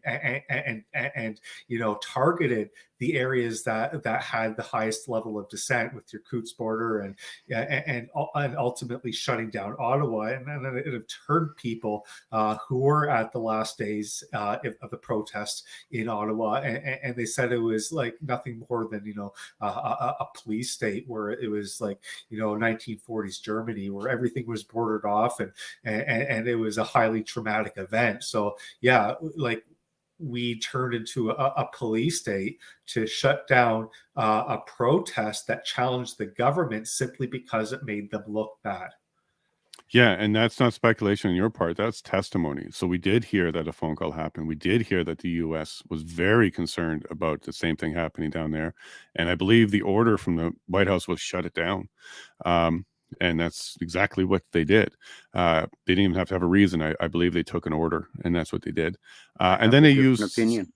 Yeah, and then he used Stellantis and economics and investments in Canada and all this other stuff as reasons. But no, you're right. That came out in the POEC. That was testified to. That the U.S. said shut it down. Joe, you want to comment on what Kev just said there? Why did the U.S. want it shut down? Well, let's remember this: the Ambassador Bridge is a privately owned entity. Okay, it's a business, right? Mm-hmm. So a phone call from that organization to the White House resulted in a call from the White House to Trudeau. They wanted that bridge open. That's all they wanted. They wanted that bridge open. I talked to many Americans during the convoy event, and their main concern that they were expressing to me was in the U.S., they looked at the closing of the Ambassador Bridge to be the wrong move altogether for Canadians. That impacted America financially in the wrong way very quickly. And that was not what was, that was not conducive to the goals of the convoy. That was my belief. And this is because I spoke to so many Americans during that time. Mm-hmm. Literally, space is open 24 hours a day with 10, 12,000 people in it. You're going to talk to a lot of people with differing opinions from around the world. Not only was the convoy an absolute catalyst for people understanding what was going on in the world at the time, it really exposed the fact that there was collusion between the Canadian government and the United States government. And it was specifically over the Ambassador Bridge. Had nothing to do with the 20,000 Canadians stomping around downtown Ottawa. Had zip to do with the freedom movement. Had everything to do with that bridge being open. Yeah, you're right. And what I'm going to do is I'm going to finish up in Ottawa, and I want to move a little bit west in a moment here. But Steve Garland, so he's the one that testified for Forfada. I have it on my channel, so you can go and search for Steve, spell it that way, you'll get it. That was an amazing testimony, because boy, did they try to vilify him, and it turned out that all they had were biker jackets and nothing but charity for their community. So it didn't work. So if you don't know who Steve Garland is, go watch the video. It's on my channel. The entire testimony is there, plus our commentary during before and after it. So go check that out. I now want to jump over to Alberta, because I've taken up another mission on my side, and I want to kind of highlight that here. Coutts, they're still 470 days or so innocent or whatever, being charged and stuff. Now, of course, Joe, you know about the Coutts, and you know about the Coutts guys and the guns and all that kind of stuff. I made a call out on Twitter. If you know anything about this, you're a whistleblower, you're a witness, you're one of the parties, you're a lawyer, you have some documents, you have some things you want to share. I've opened up my DMs now. Go ahead and contact me. I'm going to go down to the court. I'm going to go to the Lethbridge. I'm going to start really focusing on that story, because we're here in Alberta and we can do that, and we need to expose what's going on, because that's still ongoing, and most of Canada has forgotten about that. Joe, do you want to try and remind everybody what we're talking about here? At the Coutts border, there was a blockade in place by local residents in the area. Fast forward to the RCMP discovering a boatload or truckload full of weaponry and other combat equipment. having some experience with the military, being a previous member, when I saw those photos and I zeroed in, and a friend of mine was able to do some deep resolution on it, we saw unused weaponry. Yep. We saw unused weaponry. This was brand new stuff out of the box, a lot of it. There was all kinds of evidence of planting evidence, putting a Diagolon patch on a vest, really. My interest is are your DMs blowing up? Are you being contacted by people that have additional information, or are you just hearing crickets? I'm going to be honest with you. It's not what I expected, to be honest with you. And this is kind of highlighting the Jeremy conversation and my work reaching out to Bridget and others. There's a big disinterest going on right now. Yeah. And this is what I'm seeing. And this is why I'm even more motivated to work with you and others in Alberta to really bring this back to the main light here, because it seems like people have forgotten about it. Well, the big interest, and most of the interest, is in southern Alberta, where the event occurred, and people were, indirectly or directly affected by it. The overall outcome, who knows at this stage? It really depends on when they go to court and the evidence is presented. I see it as being eventually rolled out as a nothing burger. Yeah, I think in due time, but these guys were spending a lot of time incarcerated. Kevin, what do you know about this from your side of the pond, or from your side of Canada? Well, the way I see it, right, I see these organizations as completely incompetent. So the only way that they're going to foil a plan is if they know about it. And the only way they know about it is if they did it themselves, right? So, I was joking at it about the time. And I've never seen a terrorist organization that they were labeling a terrorist organization of Diagolon. I've never seen a terrorist organization care about their weapons so much. All they did to them was they took off the sticker, the price tag, and then presented them in a photo op, right? So obviously the RCMP, they wanted to, so the goal is always to manipulate public opinion and to change it to their favor. And what is the most beneficial way is that you smear your opponent, you provide them with planted evidence, say, look, this is what we found.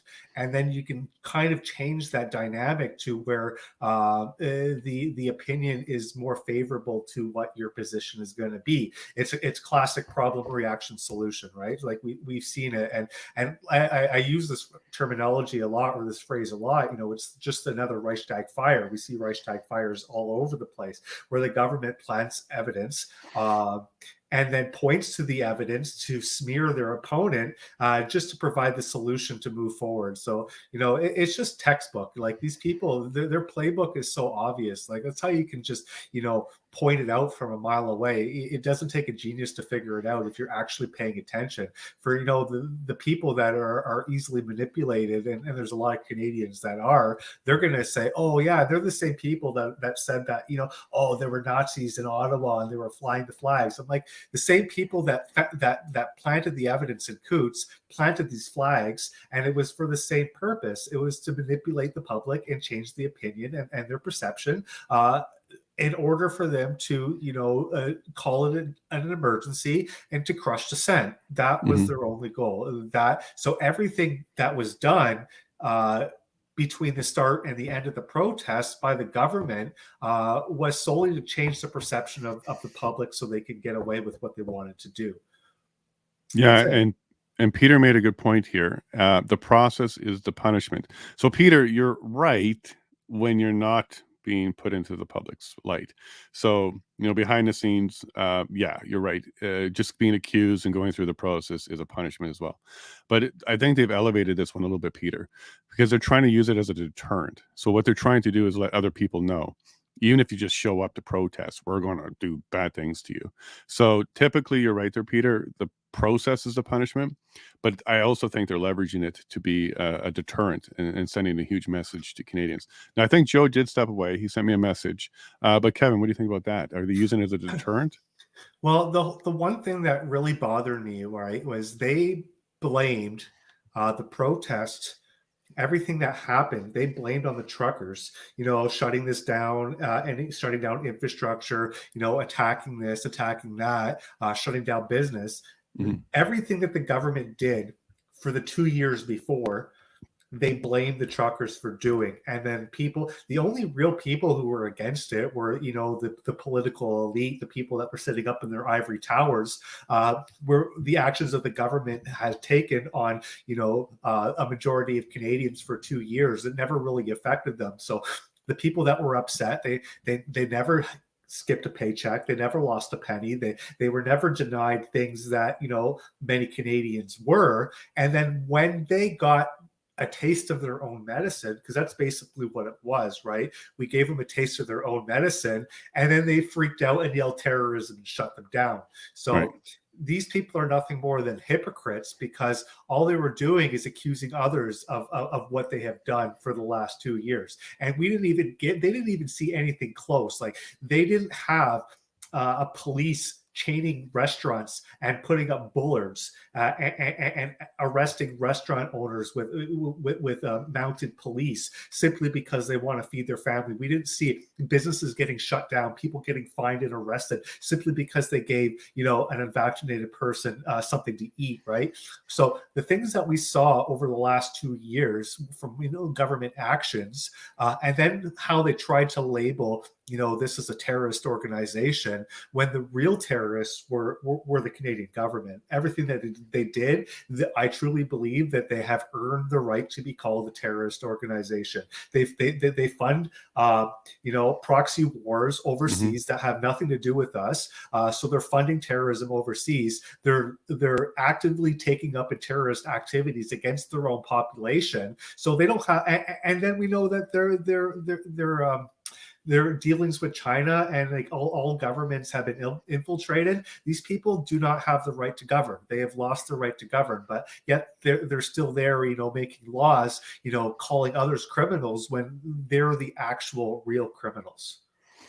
Absolutely. And Joe, when the Emergency Act was enacted on the 14th, they were given their reasons, and one of them was blockades. But we also found out during the POEC that all blockades were removed before that announcement happened. We also found out during the POEC a few other really key details. At the Windsor Crossing, there's a tunnel. The tunnel was never stopped, and that's for cars.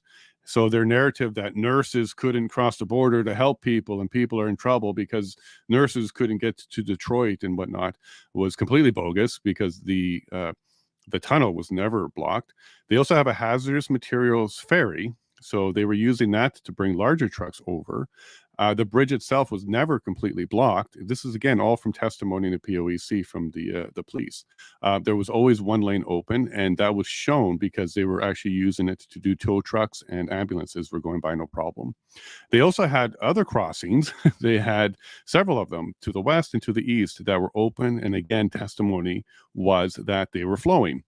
Let's go over to Alberta now. Coots was blocked, but they had a similar situation. There was a side road at Coots that was open the entire time. They did let some vehicles through, especially if it was livestock related. And then again, also in Alberta, we have multiple crossings.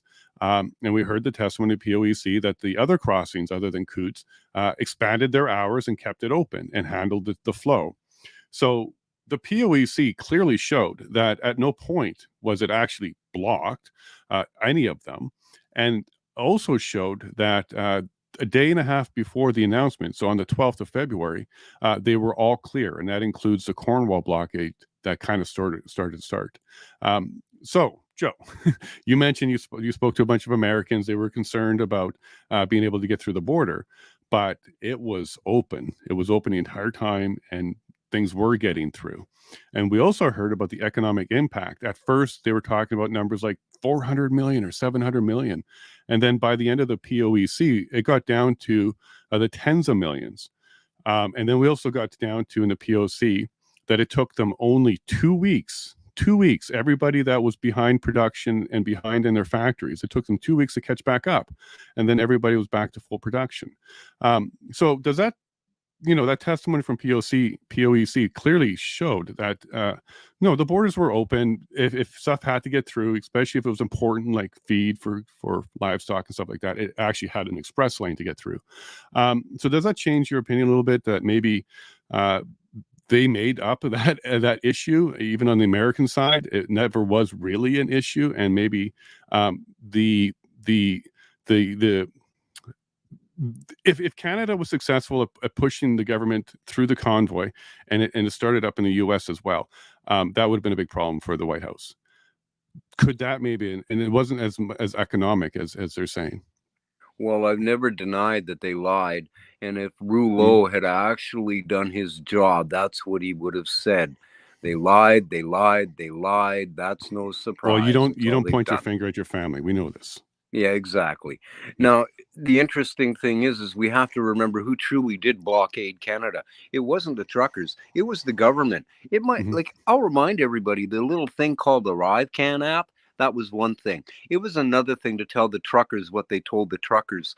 And I have sat there and listened to Bridget's story from start to finish. I've heard it. I've seen it. And the real villain here is the Canadian government, not Canadians. Absolutely. And I don't know if you caught this earlier, Joe, but Bridget will be on. I have communicated with her. We'll probably see her on Canada Day, and then the 6th or 7th of July, she'll have a full episode. So she'll take us all the way through that again. She is a wonderful lady. You are going to enjoy that, my friend. Yeah, no, she's been wonderful to reach out to. I sent out a tweet, and this one did work. I sent out a tweet and it said, hey, I want to interview every witness from the POEC. And that one worked because within an hour, I was speaking with Chris Deering, and I got Maggie Hope's phone number. And then within, later that day, I was connected with Bridget as well. And there'll be more. We'll be reaching out to everybody. So we'll have them on hopefully throughout the whole summer.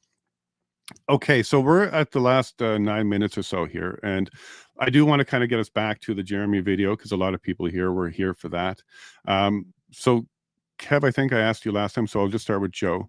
Joe, is there any other parts of the video that you enjoyed? Maybe his upbringing, maybe the relationship with Morgan, maybe his plans for the future, that once he kind of gets this cleaned up, he wants to fight. He says he's at war. What do you think? I appreciate his candor. He's just basically presented himself as, hey, I'm a Canadian. This is wrong, and this is what we need to do, and we need to get together to do it. There's never really been a disunity statement come from Diagolon or from Jeremy. So this is why, really, it's a non-issue at this stage of the game. There's a bigger fight ahead of us, believe you me. And then, Kevin, do you think that Diagolon is going to pivot a little bit from comedy to being a group of good people to actually being a little bit more proactive, maybe getting behind candidates, maybe becoming candidates themselves, maybe starting a party? Do you think, could you see them heading in that direction at all? And if they did, do you think it would help? Well, no, because I could be wrong, but when I look at Diagolon and what they are, is they're a bunch of anarchists, right? And I have nothing wrong with anarchists, and I'm an anarcho-capitalist myself. I understand what anarchy is, and I think a lot of these people, they're anarchists as well. So by moving into more of a political position, it's kind of like it goes against their beliefs, right? But I don't know. I'm not an expert in Diagolon. I don't really know too much about it, other than listening to the banter like across the social media platforms. I know how it started, with a line across and the flag. But these people, and I have a lot of respect for them. They're anarchists at heart. So I think that they can do more damage by attacking political parties and by promoting their message than they can by supporting political parties. So it's kind of like they're going to be the destructive force that could, and if their movement builds, right, they could be the destructive force that can bring the system down. And that's what we need, because we can't fix the system because the system isn't broken. Right, it's working exactly as designed. It's doing its job. So we can't fix it because it's not broken. So if it's not broken, that means it has to be dismantled. And the only way it can be dismantled is from the fringe. Okay, and do you think it needs to be reset or build back better or something different? Well, you got to keep in mind, like there's resets, and when they say reset, what they really mean is a monetary reset, right? A new monetary system, a new economic system, and there's resets every 40 or 50 years, right? The last reset was in 71. We had a reset in 45. We had, So our we're reset due, you in think? 1913. Yeah. So an average lifespan of a reserve currency, because that's what they're talking about when they're really talking about a reset, is a new reserve currency or a new monetary system. And these kind of take place alongside global wars. So your Federal Reserve started in 1913, and then that kicked off World War I. That created the conditions through the Treaty of Versailles that collapsed Weimar Germany, led to the rise of Hitler. Then off to World War II. Then Britain was rattled in debt. What happened after that? The torch of reserve currency was passed from Britain to the United States, and then the Bretton Woods system was founded, and that lasted for into 71 because of through Vietnam, and Charles de Gaulle demanded his gold back, and then everybody was starting to repatriate gold and their expenses through the Vietnamese War. They can no longer basically claim that they had 40% gold back in the amount of currency. So that came to an end. And then, we had the new petrodollar system with Henry Kissinger meeting up with the Saudis and making this deal where you can't buy and sell, oil unless you're using the medium of exchange of the US dollar. So before, all currencies were tied to gold through the US dollar. Now, basically all currencies floating or actually hard pegged, because there's a combination of both, right? They're pegged to the US dollars or free floating to the US dollars, which ultimately creates artificial demand. So like a country like Canada, we have to hold, US dollars if we want to even do trade with, someone across the ocean, because we have to use the SWIFT system and the medium of exchange. So Right. their new idea of, an economic reset is that system is coming to an end, because an average lifespan of this currency is about 70 to 100 years as a reserve, and as a fiat currency it's about 40 to 50 years. So their idea of a reset is collapse the economic system that we have, and then start up a new one with a new reserve. Is that going to be BRICS? Is that going to be some sort of digital ID and central bank and digital currency? Is that going to be through the IMF and the Bank of International Settlements through special drawing rights? That remains to be seen. There's a lot of unknowns that we don't know yet, but we know that there is going to be a new monetary system. It's inevitable, because the system is designed to every so often you're going to have a collapse and then a rebuild, right? So it is coming to an end, and there will be a new system that will take place, and that's always what happens. But where we have the ability to step in is we can say, no, we don't want the people who have created this system of perpetual like ups and downs, collapses, where every collapse just allows them to consolidate their power and attack the middle class, and ultimately eliminate it, where they have this two-tier feudal system, right? And a surveillance state. That's their idea of a reset. Our idea of a reset is to eliminate the authoritarian state, eliminate the central banking system, how decentralize everything, and really give power back to the individual at a community level. No more federal government. Very limited, if not any, provincial government. There's no need for all of this bureaucracy, because the government really hasn't done anything for anybody other than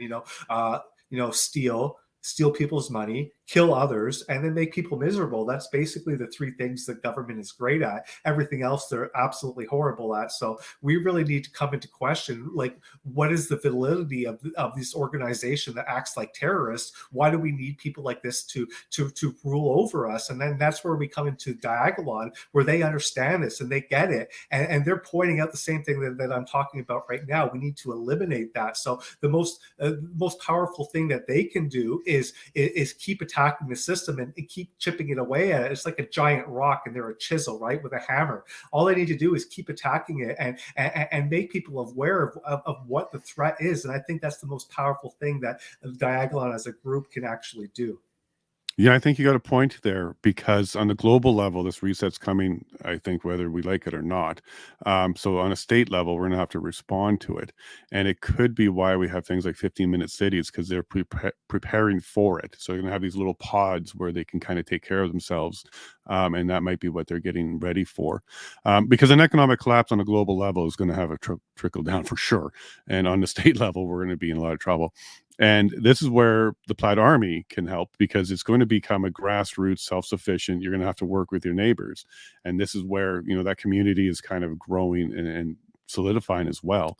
And maybe you're right. Maybe we can't stop a reset on the financial scale, economic scale, but we can prepare as a fringe group for what may come. And then maybe out of the ashes of that is where something new can be like a phoenix. It can come out of the ashes. Maybe there's a new system that will come out of that. So maybe this reset, we can't stop it, but what comes out of it could be a new candidate. It's either going to be the one they want or the one that we want. So Joe, what do you think about that on some closing comments that globally they're whether they're triggering it or it's just the cyclical nature of economics, it's coming. And we're kind of due. So, on a state level and on an individual community level, do you think we should be preparing for that? And if it does happen, that could be a moment in time where we can either come out with the new plan that they're offering, or we can make a new Canada. Final comments on that, Joe? I think the real final comment would be for people to watch who the King of Saudi Arabia is holding hands with.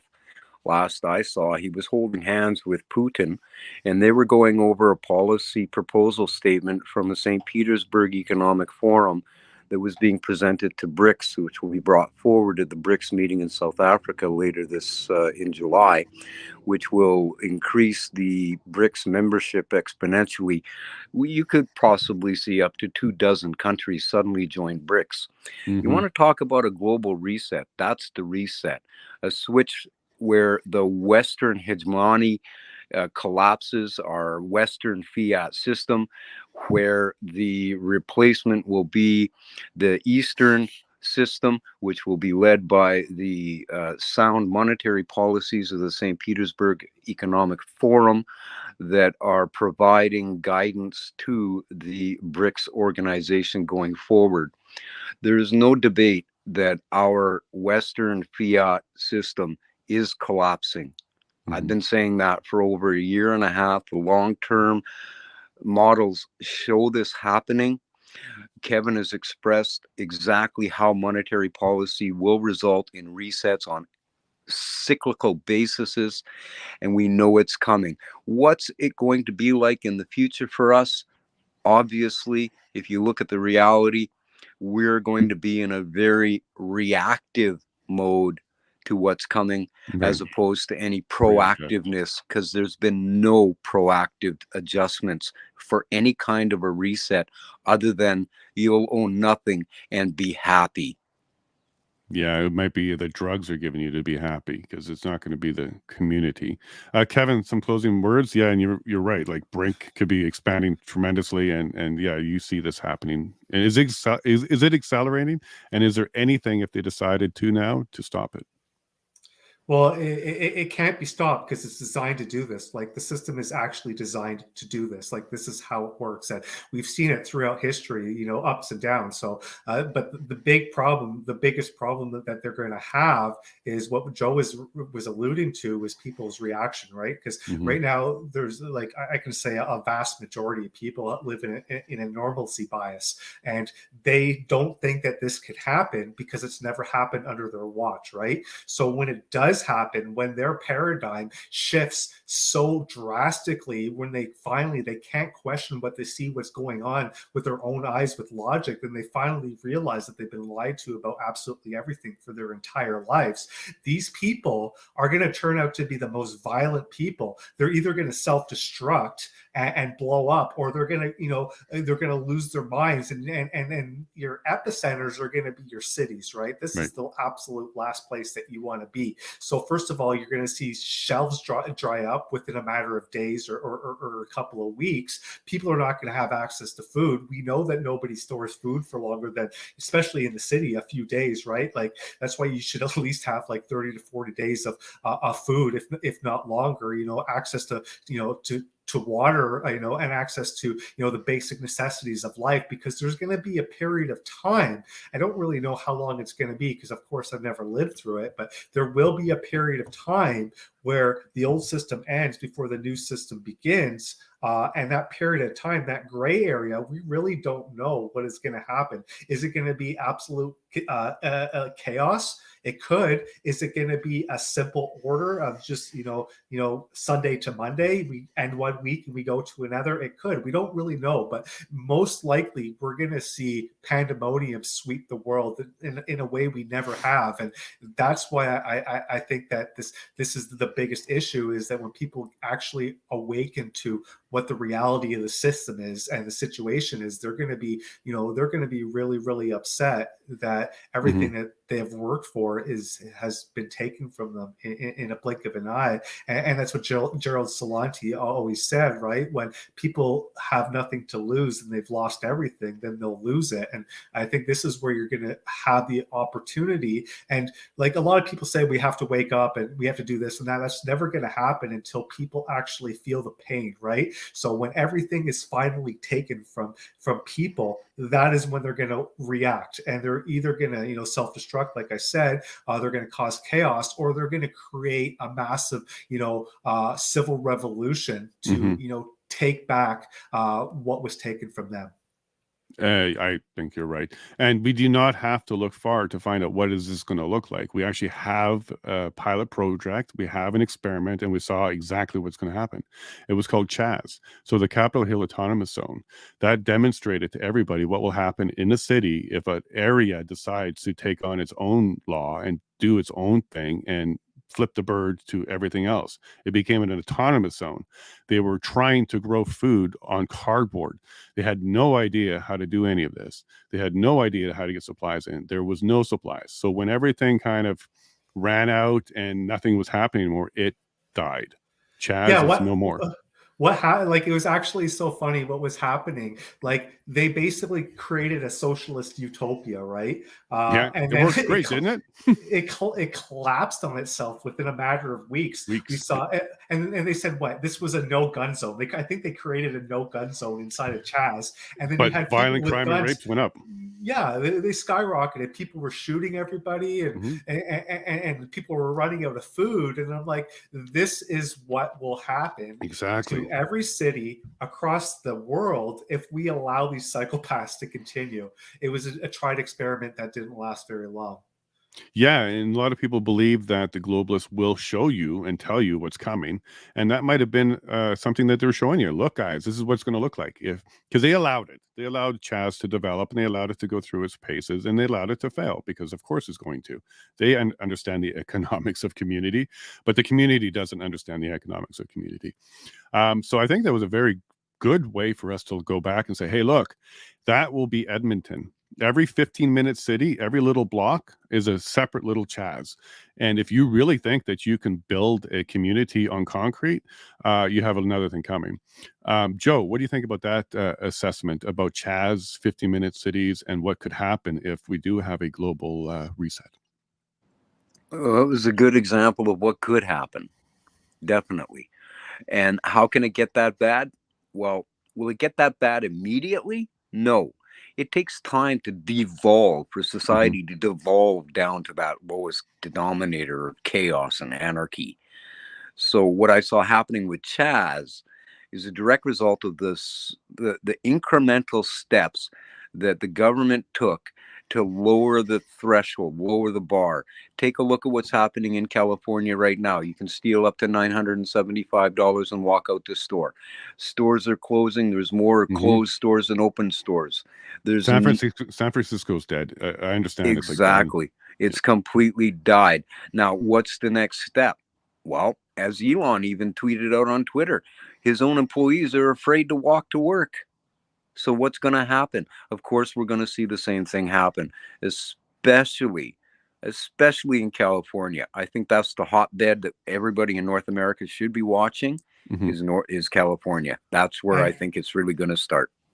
Okay. And with California, what people have to understand is, if we take a look as California, not as a state, but as a nation, it's the 5th largest or 6th largest economy in the world, right? It's about the size of Canada. It's actually bigger than Canada, isn't it?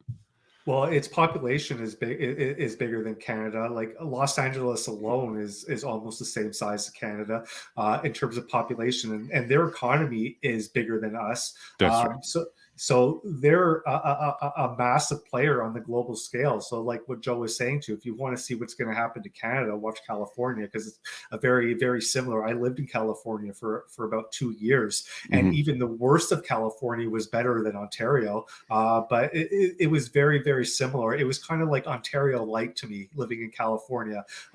And other than, you know, the weather, it was like beautiful weather, but like in terms of everything else, it was kind of like being in Canada, in Ontario, but not as much. Yeah, on the economic level, I think Ontario and California are kind of similar. They have Hollywood, they have all that kind of stuff as well. But when it comes to the deterioration, I think Vancouver's got it. So Aaron Gunn, the documentary Dying in Canada, Canada's Dying. I think he highlighted that Vancouver might be in Canada, where that particular collapse might be starting, because they're already doing these drug safe zones and all this stuff where it's not really creating any community or assisting. So during this collapse, should we be keeping an eye on Vancouver, maybe Edmonton, maybe Toronto? Where do you think we might start seeing the first signs here? You're going to see it. Well, it's going to ultimately be accelerated through a real estate collapse. So if you want to look at the areas that are going to be, you know, the worst, look at the areas that have the highest real estate valuations, right? So your Toronto, your entire Durham region outside of Toronto is very high in terms of real estate, to medium household income. Vancouver, Ottawa, all the same thing. So these are the areas that are going to have the most pain if and when, you know, real estate, you know, corrects back to its median level, because it's in the stratosphere, and it has been allowed to stay there due to poor fiscal and monetary policies. But you know, in terms of this reset, that won't be allowed to be, it won't be able to be propped up anymore. And you know, those are the areas that we have to look at, is your Vancouver and your Toronto especially. Yeah, okay. And what about Montreal, Joe? Do you think Montreal is because I haven't really heard much about Montreal deteriorating. So what do you think? Do you think Montreal might be one as well? No, Montreal has way too much old money, too much deep wealth down east. We'll see the initial conflicts happening in Toronto, Vancouver. Like Kevin said, the real estate hotbeds. Political wise, geopolitical wise, we're not really going to see it on that local level, because basically you've got nothing but leftist liberal mayors in these cities that are doing nothing to combat the direction in which the devolution of society is going. It's dangerous days ahead. Yeah, and on a political level, I wonder if Danielle and the team have some contingency plans where the government can leave Edmonton and still function, because I don't know what would happen if Edmonton started to go down, what would happen with the government. So hopefully they have some plans in place to, you know, spread out and leave Edmonton and continue to maintain what they can maintain there. I'm going to wrap this up, because I do have a lot of work to get going for tonight. There's the election special tonight, so everybody tune in for that. It's going to be a late night. We're going to stick around for the results and see what happens there. So, Joe, last goodbye to Canada, and then I'll go to Kev, and then I'll wrap up. Thanks, Jason. I'll do my usual PSA.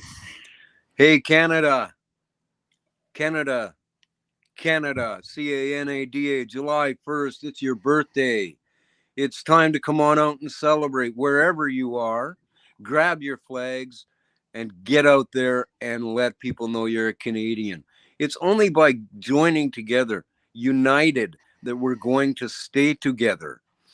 I would remind people that no matter how many hard words you hear on social media, no matter how many conflicting ideas you hear on social media, these are Canadians speaking, and Canadians have the right to speak. We have the right of free expression. And I encourage Canadians to step up to any mic you can get a hold of and express yourself. The more Canadians that express ourselves, the more the world hears us and sees us as leaders. And we truly are leaders in the world. Just take a look at the Canadian history. We've made a difference on this planet, and we will continue to make a difference on this planet. And how have Canadians made that difference? We have made that difference by being some of the kindest, most compassionate, most loving and forgiving humans on this planet. Not to digress from any others on this great globe that are of the same. They're brothers in arms, just like us. So remember, as you go about your day, be kind. Thank you. Oh, Canada. Kevin? Pretty simple. With every crisis becomes, you can either look at it as a crisis or an opportunity, right? The greater the crisis, the greater the opportunity. When this shift happened, more millionaires and billionaires will be made and wiped out than any other time in history. So this is going to be a massive wealth transfer event from one group of people to another. And me as a trader, this is what I do. I'm going to be positioning myself on the right side of that trade. And if you want to, do the same thing too, all you have to do is educate yourself on how the global financial system works, how, Wall Street works, how all the big banks work. And if you can truly understand, how money works and its purpose, then you can be on the right side of the trade as well. Thank you very much for reminding us. Economics is the fuel of this world, really. We need to make that thing, and we got to respond to it when it changes. Thank you, Kevin. Thank you, Joe. That was wonderful. I like this new format where I can bring in some friends and we can chat about the previous episode. So, Kev, I think we might try and keep this going. Joe, I'll keep in touch with you on that as well. But thank you very much. And we got some apologies that came from everybody. So, Chelsea Hillier was going to join, but she kind of didn't know what the time was, so a mistake there, but we'll try and get her for next time. Morgan wasn't able to because she had car trouble and she had to bring it in. And it wasn't clickbait to say whether or not Jeremy would be here. When the email or the tweet went out, I didn't actually know if he would say yes. But going forward, I'm going to be trying to have these replays where we can do little clips, we can talk about the video, and maybe get the guest in as well to have some follow-up questions, fill in any holes, and let them finish any thoughts that they may have had that they couldn't get into the video. So we'll continue with this format. So thank you very much, Kevin. Thank you very much, Joe. And I appreciate that. And if you guys ever want to be on this morning thing, just grab your coffee and let me know. I'll get you in. Take care, Kevin. Take care, Joe. All right, folks, and I hope you like that format. So what we were playing with, because we're a very dynamic channel, we're trying to find our way, and just like a ship sailing through the ocean, because we're Yellowhead Yacht Club, the ocean of Alberta, it's a very big ocean. Now we're navigating our way through it, and I think we're fine tuning. I think we're finding a niche for us. I think we're finding a channel for us. So I really appreciate you all hanging out, checking out this new format, and I think it's going to work. I think instead of replaying the entire video like we were doing before, because you can do that anyways on the original video, we're going to do a recap and after show, kind of behind the scenes. So that's what we're focusing on in the mornings from now on. So that's what you can expect. Our previous guest, because we're definitely booked, we've got 3 weeks of guests now booked. So we're going to be a guest show. We're going to be bringing Canadians on all the time. So the morning show will be a conversation about what you saw in the evening. So I hope you enjoyed that. I had a good time. It was far more interactive. I definitely have to focus more on here than I was before, but we will try and keep it to 2 or 2.5 hours and that. Hooch is asking what time. This show is always at 6 a.m. Eastern 6 a.m. Mountain, 8 a.m. Eastern. And then tonight, my show should be starting possibly 4 p.m. Mountain, and then going to run for about 4 or 5 hours. But I'll be putting a tweet out. I'll be putting that up after this show. And Tammy, sorry you weren't able to make it, but maybe you can make it to the next one. I did invite you to come on here because I would love to get your opinion on that as well. And have a great day, everybody. Thank you very much, Ellen. So I do want to say, because we're trying hard, Kevin, the show could be called Power Play. Let's talk about it. Power in the morning, something. Powered coffee, something. We'll talk about it, Kevin. So I want to say hi to my chat. There's Clashes there. We got Ellen, we got Lynn, we got Phil, we had Joe, we had Azario, Motown. Nice to see you, buddy. Welcome. Juice as well. You too. Welcome, buddy. Doings, that's a new name. Welcome, Doings. Diagolon, you came from that group as well. Yeah, welcome. This is a Plaid dude, like Plaid Army, Plaid Family. We're here. Karen, nice to see you as well. Tammy, always great to see you. Patricia, I believe that might be another new name too, maybe from Facebook or something. Thank you for joining us. Charlie, good to see you again. Yeah, you had lots to say about the blockades and stuff, and which is great. Hooch, thank you so much. Each time you come back, I'm getting a lot of good information from you, so please keep coming back. Absolutely. Steve on Facebook, nice to see you, bud. That's a new name, I think, on Facebook. Steve, do me a favor, share. Facebook is where most of my neighbors are, and that's where we're not as strong. So if you're on Facebook, please share. And if any of you are on LinkedIn, I need just four more follows on my LinkedIn page. For me, go find that page and give me a follow there, and then I can stream to the LinkedIn page. So help me out on that one. And then we also had Peter. Of course, Peter is a staple in our chat. I'm still trying to get him on the show at some point. But I really love the fact that he's in the chat all the time. Railroaded. Toot, toot. Good to see you, of course. Jay, I believe you're new as well. You know, we share a first letter, you know, mother from a different mother. Hey, Jay. Welcome, buddy. And then, of course, Stunt Dummy. Every time I see you, it makes me super happy. I did miss you when I went offline for a bit. And I'm sorry we couldn't connect in Ottawa that one time, but we're going to make it happen. And Stunt, are you hearing something? Jeremy wants to do a cross-country thing with Morgan. They're thinking about, starting out west and coming across, or maybe they can come east and make their way west. But I don't know, should there be a big monster truck with a big flag that has a lot of noise going coast to coast? It could be the draw. It could be what we're all, meeting around. Jeremy, the truck, other heroes across Canada. Think about a stunt. Do you want to come across Canada? And then Brenda, thank you very much, Brenda. I believe you are definitely one of our Facebook ones. Really enjoyed that. Canadian Girl, nice to meet you as well. Welcome to the chat. Just found you yesterday. Watched the interview with Jeremy. Excellent show. Cool. Keep coming back, Canadian Girl. Share with your friends. If they don't like him, share it so they can learn who he really is. And if they love him, of course, share it as well. Jeremy is well supported, and I'm happy to see kind of this coming back out. We're coming on about hibernation. Canada is ready to start talking. And I do want to remind you all, my Canada Day special is coming. It's going to be on Saturday.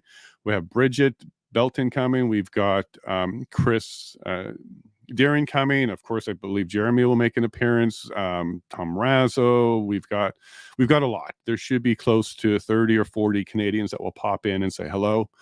Many of them are going to share their podcast or channels with you, because I want to focus on bringing a whole bunch of podcasters and Twitter space people and people who are getting their voice out to introduce them to Canada. So come and watch for the heroes, and come and watch to find out who's out there with a voice. I think it'll be a great way for us all to meet, and I don't know, maybe you'll find 2, 3, 4 shows each week that you enjoy watching.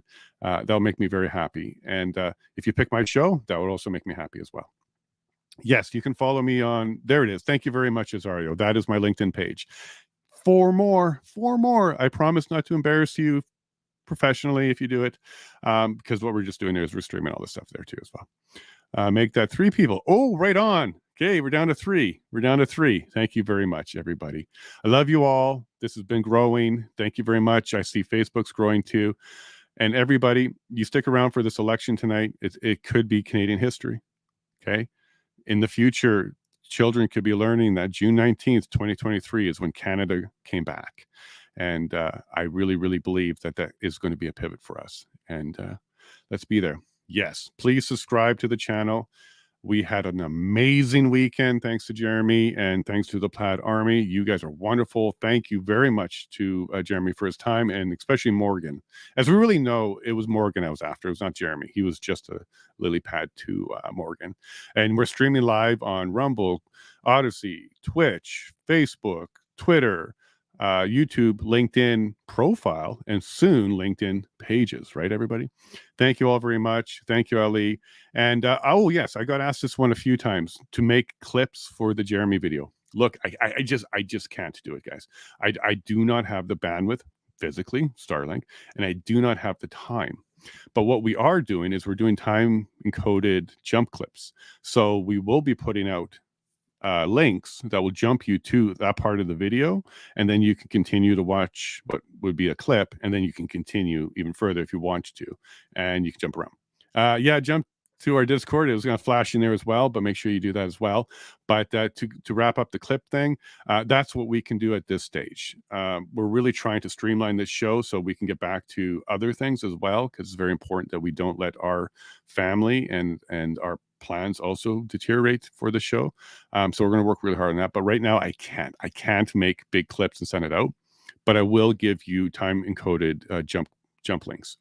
Please put comments in even after the video. It helps a lot. It gets the attention out. So please go ahead and do that. Well, everybody, that was a good morning. We did 2.5 hours.